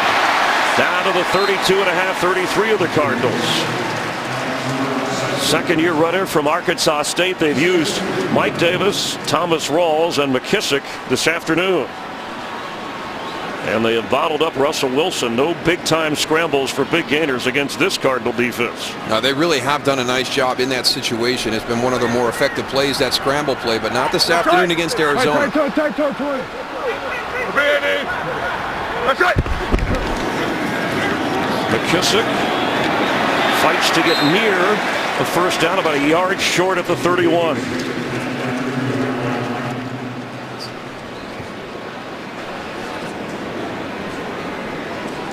Carolina has put a field goal on the board to get a little closer to the Falcons. That's now a 16-10 game down in Atlanta in the fourth quarter.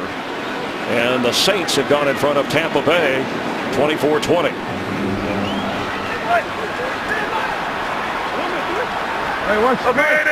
Mike Davis in at running back. Wilson, tight end in motion. Russell Wilson, open, all alone. Catch, bobbled and dropped by Luke Wilson. It's incomplete. Wow. Opportunities to make plays. Luke Wilson knows he just let a big one literally slip through his fingers. The ball hung in the air. He had to come back, go to his knees to try and get it. He's in motion. You can see him. He goes to the flat. They completely lose him. Tyrann Mathieu gets locked on a player up close. He's going to get up. He has the ball secured. Watch, he's going to go to get up, put his one hand down to try and get up and finish to go in, and he loses control. A big play miss, so Blair Walsh to make it a 6-point game. And he delivers for Seattle from 49 yards away.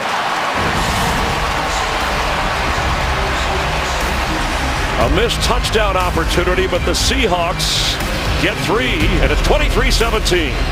Carl Johnston, Chris Myers, Seahawks inch a little closer if they get the win, and Atlanta should lose at home. Right now they lead by 6 with 10.5 to play against Carolina, and the Seahawks would make it into the playoffs, but a Falcon win and they make it into the postseason. Carolina's already in, and so are the Saints. It's just which one of those two teams wins the NFC South division. Tampa Bay Saints leading in Tampa Bay 24-20, under 7 minutes to play in that game.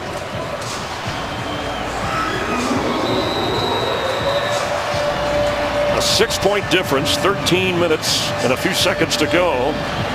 Walsh with a clutch field goal to make it a 1-score game. And a deep kick here out to the 25. Laura. The Cardinals offense takes the field without two major players. You guys said how Bruce Arians called this offensive line a turnstile. It continues to turn. Alex Boone in the locker room with a calf injury. His return is questionable. Jermaine Grisham is also in the locker room with an Achilles injury as well. And Drew Stanton, he's either been clutch with Fitzgerald, who has 8 catches, most of that came in the first half, or Kerwin Williams, who's run for 77 yards today.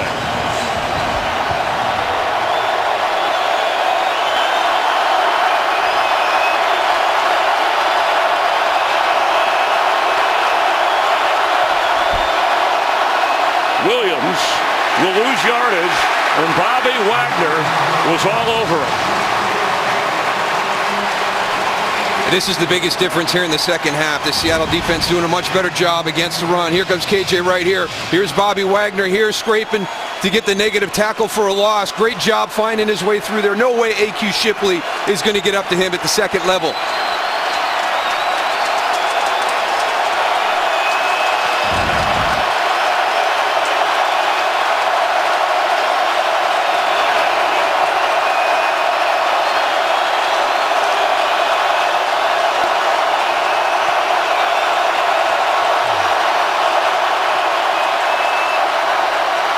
Stanton deep. Defender fell down, incomplete for Fitzgerald. And there's a flag down.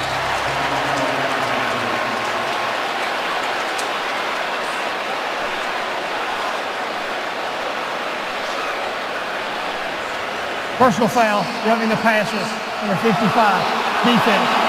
15-yard penalty, first down. The Again, call is on Frank Clark. Penalties. It's been chronic for these guys this year. 6 times this season, the Seattle Seahawks have had 10 or more penalties. 6 times this season, the Seattle Seahawks have had over 100 yards in penalty yards. They're the most penalized team in the league. You can't do that. There's no way you're going to be able to have success with that many penalties. And you can see the numbers today. That's a lot of yardage Seattle giving away, including a big first down and field position for Stanton and the Cardinals. This is Elijah Penny, who gets near the 40-yard line. The other thing that Seattle is doing well this half that they struggled in the first half is being good on first down. They allowed Arizona to be comfortable and confident in their game plan, executing that game plan. They've done a much better job here the second half on first down. And they've balanced out, you see the rush yards, they've been able to balance out the time of possession. It's what you do in that time that's critical.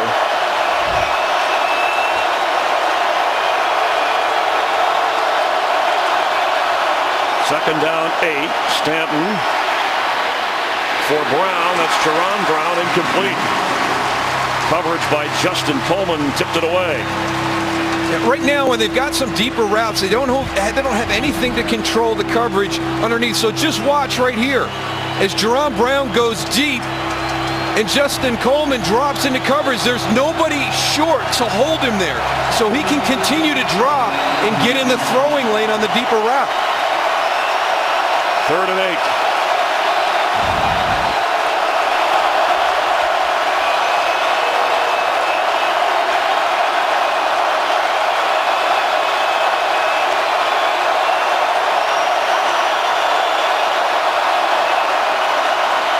Blitz, Stanton, Fitzgerald can't hold it. And coverage good by Shaquille Griffin.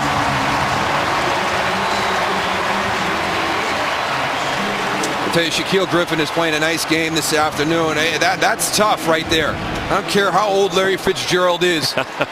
You go one-on-one with him in a critical situation. Watch how well he plays this. Really nice job, good feel. Really nice at the point of the catch with the hand to knock it away.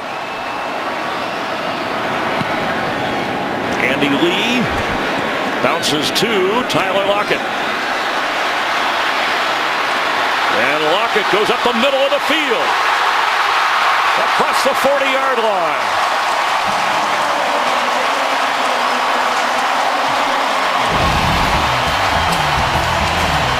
A 27-yard return, but the defense of the Seahawks rises to the occasion.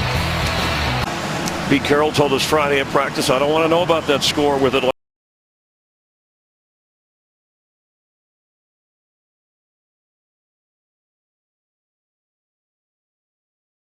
Look at Pete's jumping with excitement, hoping his quarterback can rally him. He is too young to retire. At age 66, and boy, what he's been able to do. He came to Seattle his 8th season here. Missed the playoffs just once. I like his explanation of what he's been able to create here. Uncommon consistency because of magnificent uniqueness. All his slogans do add up to things. They mean different things, though, outside the building. Mike Davis after a fake. There goes Russell Wilson, his best run of the day. And he's still going. Inside the 30 of Arizona. They were sitting on that one. I just don't know how you don't have somebody responsible for Russell Wilson in that situation, because it really becomes a lead. Luke Wilson, who's going to cross formation here, becomes his lead blocker. Kareem Martin goes all the way down inside. There's nobody for Luke Wilson to block until he gets into the secondary with Patrick Peterson. Russell Wilson, this is 96 start.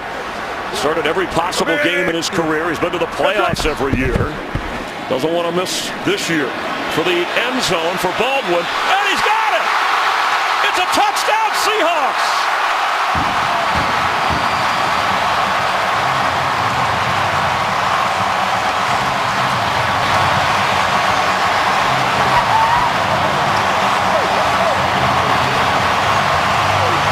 Find a way, right, Chris? Well, they're going crazy. It's amazing, and they'll take a closer look to confirm the scoring play with a feed in, because he certainly made the catch. Unbelievable. Possession. One. Taps the second one. Excellent job, Doug Baldwin on the sideline. Wow. That is great footwork. And he's paid to catch with his hands. It's clean and confirmed. And just like that, Russell Wilson with a scramble and a throw, and that touchdown pass, his 34th of the season. He leads all of the NFL, surpassing Tom Brady. He's the top touchdown passer. And the extra point is through.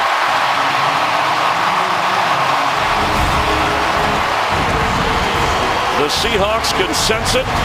They'll need some help, but they lead today by 1. Russell Wilson's comebacks for the Seahawks, because he can do this in the fourth quarter. 19 touchdown passes an NFL record. And he now for the year, I mentioned 34 to lead the NFL. Carson Wentz with 33 and Tom Brady with 32 touchdown passes. And the second of the game for Doug Baldwin, his go-to guy, showing tremendous hands and feet. And that adventurous extra point, Darrell makes it a 1-point Seattle lead. As the kickoff will go into the end zone and come out to the 25.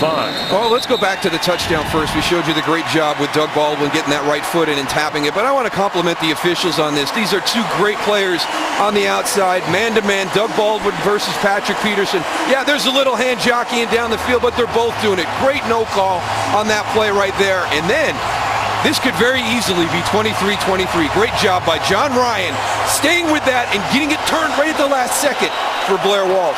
And Pete Carroll, 66, going on 16.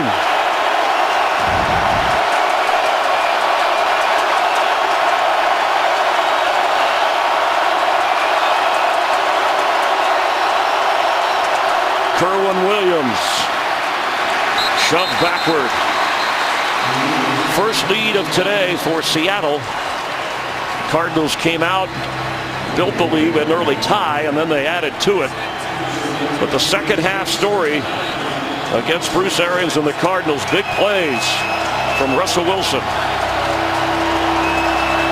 And this defense being much better on first down here in the second half. The goal for Arizona was to get to 3rd and 6 or less. They did a really nice job in the first half. They have really struggled here in the second half to get to that down and distance. Stanton. Incomplete. John Brown couldn't hold it. Stanton, that wasn't his fault, but in the second half, he's just 1 out of 8. Remember, he started 7 for 7. And his guys were making some good catches for him. Larry Fitzgerald going down low. J.J. Nelson holding on to it after a big hit by Bobby Wagner. Everybody was functioning well as an offense. It's been very erratic here in the second half.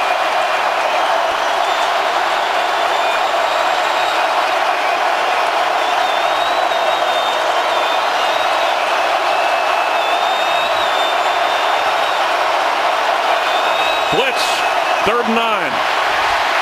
Stanton incomplete, it's 4th down. Frank Clark put the most heat on.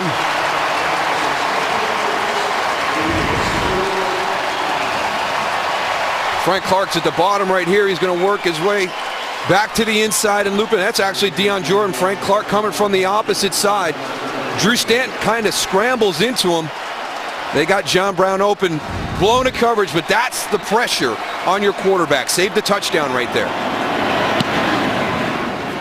High kick for Tyler Lockett. He's got it. And run out of bounds around the 35-yard line. Here comes Russell Wilson again. That last drive, after struggling in the first half, a good punt return by Tyler Lockett. Remember, he had a kickoff return for a touchdown in the opening quarter. Russell Wilson with a dash, his best run of the day, and it set up the pass to Baldwin. Yeah, and it's amazing. It just at crunch time. This is just like last week against Dallas. The offense was at its best when it had to be, taking advantage of opportunities. The opportunity on that last drive created by Tyler Lockett, but Russell Wilson, just in 2 plays, his run and then his throw to Doug Baldwin. Only Aaron Rodgers has a higher career passer rating than Russell Wilson in his illustrious career as Mike Davis carries. Russell Wilson with those 34 touchdown passes this season, tying his team record, which was set in 2015. 9 minutes to go. Seahawks first lead of the game doing their part, but Atlanta still with a 9-point lead, 4.5 to go at home against Carolina.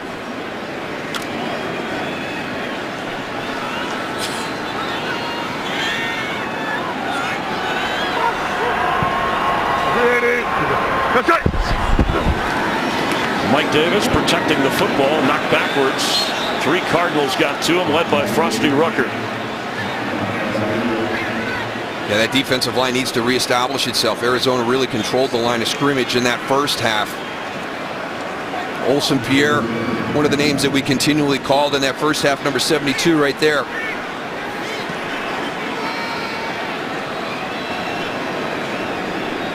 Cardinals, second straight year missing the playoffs, but trying to finish strong after the shutout of the Giants. Want to get to 8-8 to close this out. Seahawks trying to get a 10th win. McKissick in motion. On third down, Wilson catch made at the 40, short of the first down. Amara Darboh, rookie from Michigan. And just like that, the Cardinal defense forces Seattle to bring out their punting unit. Let's see if Patrick Peterson has not had the opportunity to get a big return. A really nice job by the Seattle punt coverage team. He's had chances, but he hasn't been able to break anything.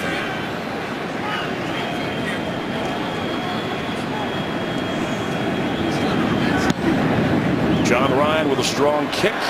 Peterson lets this go. It sticks inside the 15 and right at it. Seattle downs it. Well, it's been an exciting second half. It's always noisy here, but these Seahawk fans on the edge of their seat hoping that they could see one more run from this particular group this year to keep their playoff hopes alive. And they now, different situation for the Seahawks. They have the lead. Yeah, but the different situation is they're relying on other people to help them out. They don't control their own destiny, and that's the importance of games earlier in the season. But to finish this one out, a great job here in the second half with field position. Field position is always very important when it's Arizona and Seattle, and it's second half, Seattle's forced them to move on a long field, really challenged them. They've done it again here to start this series. Seahawk defense with the noise and the advantage this late in the game could often make it difficult. And Stanton is in trouble. It's in the air and incomplete. Did they rule that a fumble or an incomplete pass? There was no whistle. There was no whistle blown. Earl Watford came up with the football, and it was a fumbled football caused by Dion Jordan. Dion Jordan will be at the bottom right of your screen. Number 95.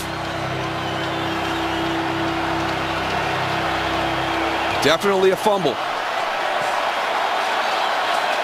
And they always talk about the open hand, but clearly a fumble ruled correctly. The empty hand, Walt Coleman and crew on top of it. Lost. Actually, they gained 3 as the ball rolled forward.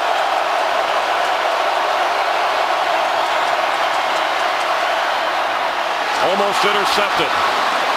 Troy Nicholas the target. Earl Thomas zeroed in on it.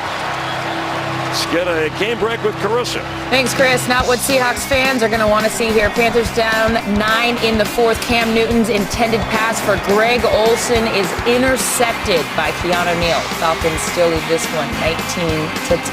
Chris? Falcons with the lead and time running out. 3 minutes to go there.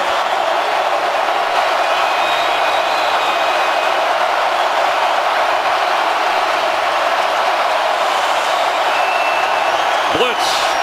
Stanton. Knocked away. Fourth down. There's a flag down back where Stanton went down. Personal foul, rubbing the passer, number 54. Defense. 15-yard penalty. First down. Bobby Wagner called for the penalty. And a big one, a fresh set of downs, or it would have been fourth. Again, giving them life because of a penalty. Here's Bobby Wagner here walking into the front. Your running back goes into pass protection. Not a whole lot, but just unnecessary. Don't allow the official the opportunity to take the flag out of his pocket. First down up at the 32, trailing by 1. Elijah Penny is in at running back. Penny with a first down for the Cardinals. 6 minutes to go here in the fourth quarter. Atlanta with a 9-point lead and 2.5 to play there. They win, they're in the playoffs, no matter what the Seahawks do. Bruce Arians telling us that he'll make his announcement Monday or Tuesday regarding his future. There's Penny again, some tough yards. And the clock running. And when we talked to Pete Carroll about the penalties, he mentioned just the close games. He wasn't okay with it, but he was focused more on the close games. It doesn't get much closer than 24-23 with your postseason hopes on the line. And this team has had some critical penalties here in the second half. Again, 2nd and 6 for Penny the back.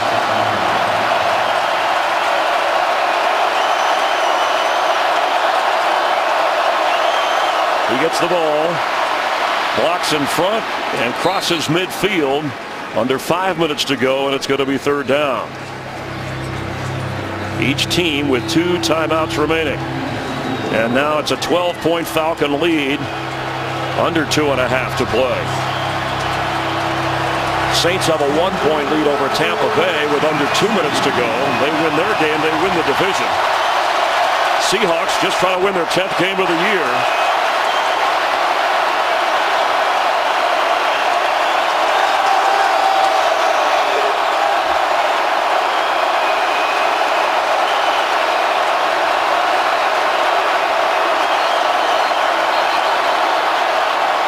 And a timeout, Cardinals. Let's talk about Bruce Arians, who told us on the phone that, hey, I still like what I'm doing. I'm healthy. I may have put on a little weight, but this year he's had some problems in the past. Chest pains, diverticulitis, battled through kidney cancer. Has a year to go on his contract. And has had quite a career. 2-time coach of the year when you talk about coming from the Colts and what he did there. The quarterback whisperer, revived the career with Carson Palmer in Arizona. And said he still likes getting up and going to work, but a decision, a lot will be taken into consideration. A lot, but I think he's always feeling blessed that he's had this opportunity. And, I talked to him before the game. He talked to me about how he got into the NFL with the coaching opportunity when it was closed and made a last-second phone call, and a favor was done for him by Carl Smith, who's actually on the Seattle staff now. And then you go back to the situation with Chuck Pagano to get on the head spot. So he's not. I'm going to be surprised if he leaves early. I just think he loves the game so much, it'd be hard for him to be away from it. On a 3rd and 2, floated for Foster, who's got a 1st down. And what a perfectly executed play by Drew Stanton and DJ Foster. You want to talk about great touch on a throw here. This is not easy at all. DJ Foster's just going out on a little flare route right here. Look at the coverage. You get the little pick right there. That opens it up a little bit. KJ Wright has to kind of run a bubble. Great throw by Drew Stanton. 32-yard line. 1st down, Cardinals trailing by 1. Penny the back. Free agent from Idaho. Has a touchdown run, has a carry here. And the Cardinals inside the 30, chewing up the clock. Nearing the 4-minute mark, and we have an injured Cardinal, Evan Boehm, and that offensive line, both sides this afternoon, along with the entire season, physically getting beat up. It has been a challenge. It's been different starting fives, never really able to establish a lot of consistency. And Alex Boone went out with an injury. Watford had to come in. Now Painter may have to come off the bench. He's more of a tackle.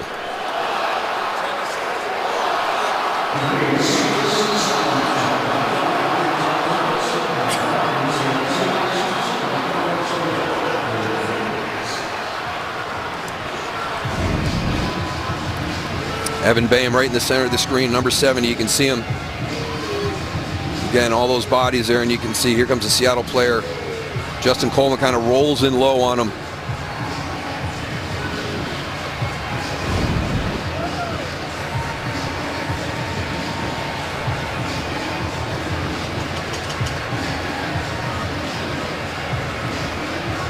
Cardinal players have talked about in this division, if you go back to Michael Bidwell, the owner, when he made the previous coaching change to bring in, as Bain is being helped up, bring in Bruce Arians, about we got to see what's going on in the division. And part of it was taking on the top team, and that the Seattle Seahawks. And certainly each of the road teams in this series have done well. And Arians has won 3 out of the last 4 up here. A lot made of that. Let's check in with Laura. Continuing that conversation with Michael Bidwell and Bruce Arians. I talked to Bruce this morning before the game. He said about the media reports, nobody knows anything. I asked him who does, and he said he had a long meeting with Bidwell this morning. The two of them do know what Arians' future is, but will not be announcing it till tomorrow. And Jay Glazer reported that he thought Arians would be moving on, whatever the decision. But the announcement will come Monday or Tuesday. Second down, 7. Elijah Penny carries.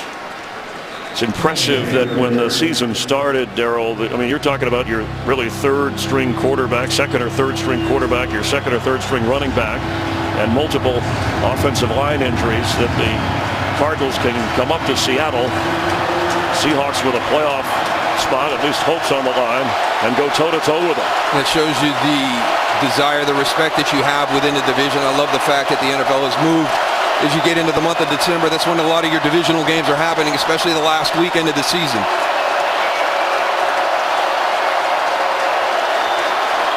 Looks like he wants a timeout at a certain point, with Stanton talking to Bruce Arians. Carson Palmer, who turned 38 years old, has been out of practice every day, travels with the team. 38 years old this week. And I think that Bruce Arians is exactly right. You mentioned all the injuries they've dealt with this year. If you've got Carson Palmer out there, if you've got David Johnson out there, this is a playoff caliber team. He thought, I like what he said to us. He said, you know, thinking about Dick LeBeau, the veteran defensive coordinator now with Tennessee, said if he would have retired when he did, he would have missed out on a couple of Super Bowls. And I know that's something Bruce Arians would like to be a part of with his Cardinal team, but they have bigger plans. Will Carson Palmer be back? Yes, he has a contract, but the organization, Steve Keim, the general manager, and the owner, Michael Bidwell, have to think of the big picture. And right now, they're trying to get to 8-8 and rally against Seattle.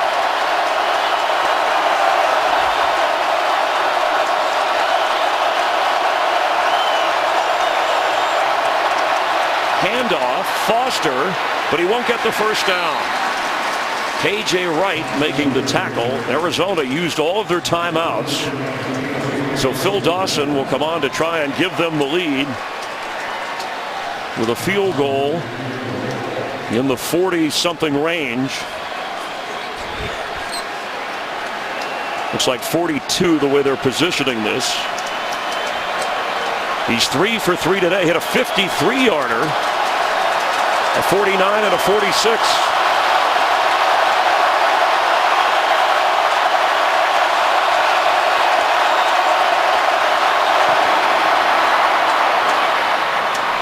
The crowd will tell you whether he makes it or not, and that was clearly through as crickets here in Seattle.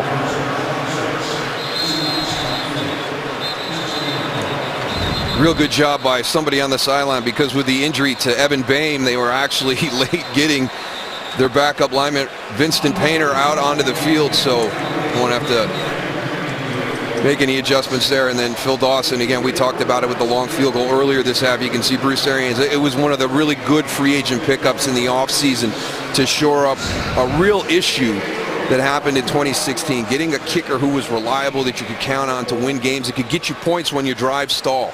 Well, fans wonder about what does a team have to play for, you know, playoffs or not. Well, every game, and you mentioned division, matters as the Falcons are ready to put away Carolina, but that would put Atlanta in the playoffs. The Panthers already have a playoff spot, but Carolina may have missed a chance to nail down the NFC South division and host a game, because the Saints have fallen behind at Tampa Bay with just 10 seconds in that game.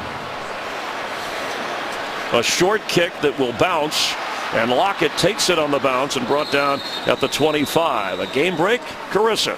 Get you an update here, Chris, on the AFC. So Tennessee up 15-10. Blake Bortles picked off by Kevin Byard. So Tennessee will win this one 15-10. They are headed to the postseason. Meanwhile, Baltimore, Ravens down 4 in the fourth quarter. Joe Flacco hits Mike Wallace for the 6-yard touchdown to give the Ravens a 27-24 lead with under 7 left in that one. Baltimore is in the playoffs with a win as well. All right, thanks, Chris. Some exciting finishes week 17 to set up the playoff matchups. The top 2 seeds, of course, get a bye. Wild card teams go on the road. The 3 and 4 seeds get to host to start things. Meanwhile, Seattle down 2. And open, it's Baldwin. And out of bounds. A first down gainer. I really like this play design. They've done it throwing the ball down the field. They've done it also front of the bunch right there, Doug Baldwin. They've done it with Russell Wilson moving to his right and then throwing back across the left side of the field. Nearing another 1,000-yard receiving season. He's got 2 touchdown catches today. 2 timeouts for Seattle, plus the 2-minute warning. And that was a 23-yard pickup.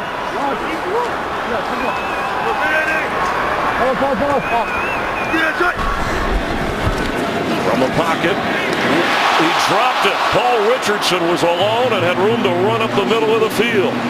He may still be running right now, Chris. It's just the attention to detail. Let's see if he takes his eyes off of this. He's on the outside. See if he takes his eyes off this and starts to run before the catch.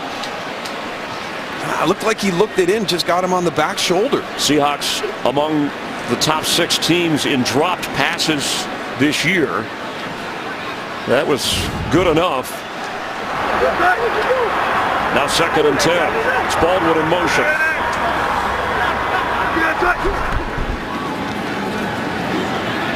Open for a first down to the 30, Jimmy Graham. And that will take us to the 2-minute warning. This kick gave the Cardinals the lead, but the Seahawks are on the move. So the Falcons are in, the only repeat team from last year. This is the NFC playoffs, the way they will go. And the seeding process, the 6th seed Atlanta with their win against the Panthers, they will play at Los Angeles. And the Panthers will play at New Orleans, those familiar NFC South foes. And the Eagles and Vikings will wait a week to see how it matches up. First time since 2011 that this team, that Pete Carroll, the Seahawks, it'll be unusual, Darryl, not seeing them in the playoffs. It really will. They become a fixture in the postseason, and it shows again the importance of those games early in the season, and you lose control of your own destiny in the month of December. Hand off here to Mike Davis, but battling to win this game and to try and get a 5th straight 10-win season. You get 10 wins, even if you miss the playoffs, you get a lot of respect for that. I'll never forget we had a game at the end of the season, Chip Kelly of the Philadelphia Eagles against the Giants, and there was no way to get into the playoffs or improve anything. The position was done, and they wanted Chip Kelly to put younger guys in to take a look at the future, and he wouldn't do it because he wanted his guys the opportunity to have a 10-win season. It's a big deal in the NFL to get double-digit wins. 2 timeouts, Seahawks, under 1.5 minutes to play. They're in field goal range for Blair Walsh. Trailing by 2, and Russell will get rid of this. And you know, you could talk about a young man's game and the coaches. We'll talk more about that in a moment. Let's get a game break from Carissa. Thanks, Chris. So Panthers down 22-10, and fate is sealed here for the Panthers on this one. Rob Halford picks off Cam Newton. So Atlanta wins this one 22-10 and will play on the road against the Rams next week. Chris? Thank you. And it's the first time in this format, you go back to the early 90s, the top 5 seeds in a conference were all not in the playoffs the previous season. I was going to say, though, you talk about what Sean McVay did with the Rams. If there's an opening, the next young head coach, we're going to get a timeout here, Darryl. And, you know, here we have a 66-year-old and a 65-year-old on each sideline battling to the end of a season. One's going to win 10 or one's going to win 8, and they both have had their share of runs in the postseason and still look like they're capable of doing what head coaches need to do. Yeah, I mean, Pete Carroll does not look his age at all. Bruce Arians, I think one of the things that he's excited about, you mentioned the possibility of what Carson Palmer's future is. I think the organization would benefit if they do want to go with a new quarterback to build that franchise around in Arizona, around one of these young quarterbacks coming out of the game today. I don't know if you can find a better guy than Bruce Arians. He's worked with Ben Roethlisberger. He worked with Peyton Manning. He worked with Andrew Luck to come in the league. Really helped Carson Palmer at this point in his career. So to get a young guy around a good coach, which is what you have with McVay and Goff with the Rams, who are the winners of the NFC West this year. You've got a rising 49er team with Jimmy Garoppolo. The 49ers won again today. And hand off to Mike Davis. Seattle with one timeout. They're going to try and set themselves up for a winning field goal. You don't want this, though. This is something pushing, shoving that's not necessary, especially after a long season and one that is ending today for these two teams. The Tennessee Titans, as you saw in the update a moment ago, they are in the AFC. They had a couple of spots open. It's going to either be Baltimore or Buffalo in the last AFC playoff spot.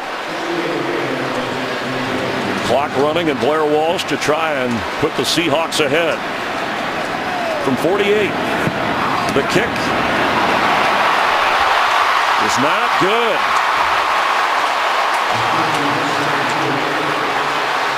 And a hug for Arians from Drew Stanton.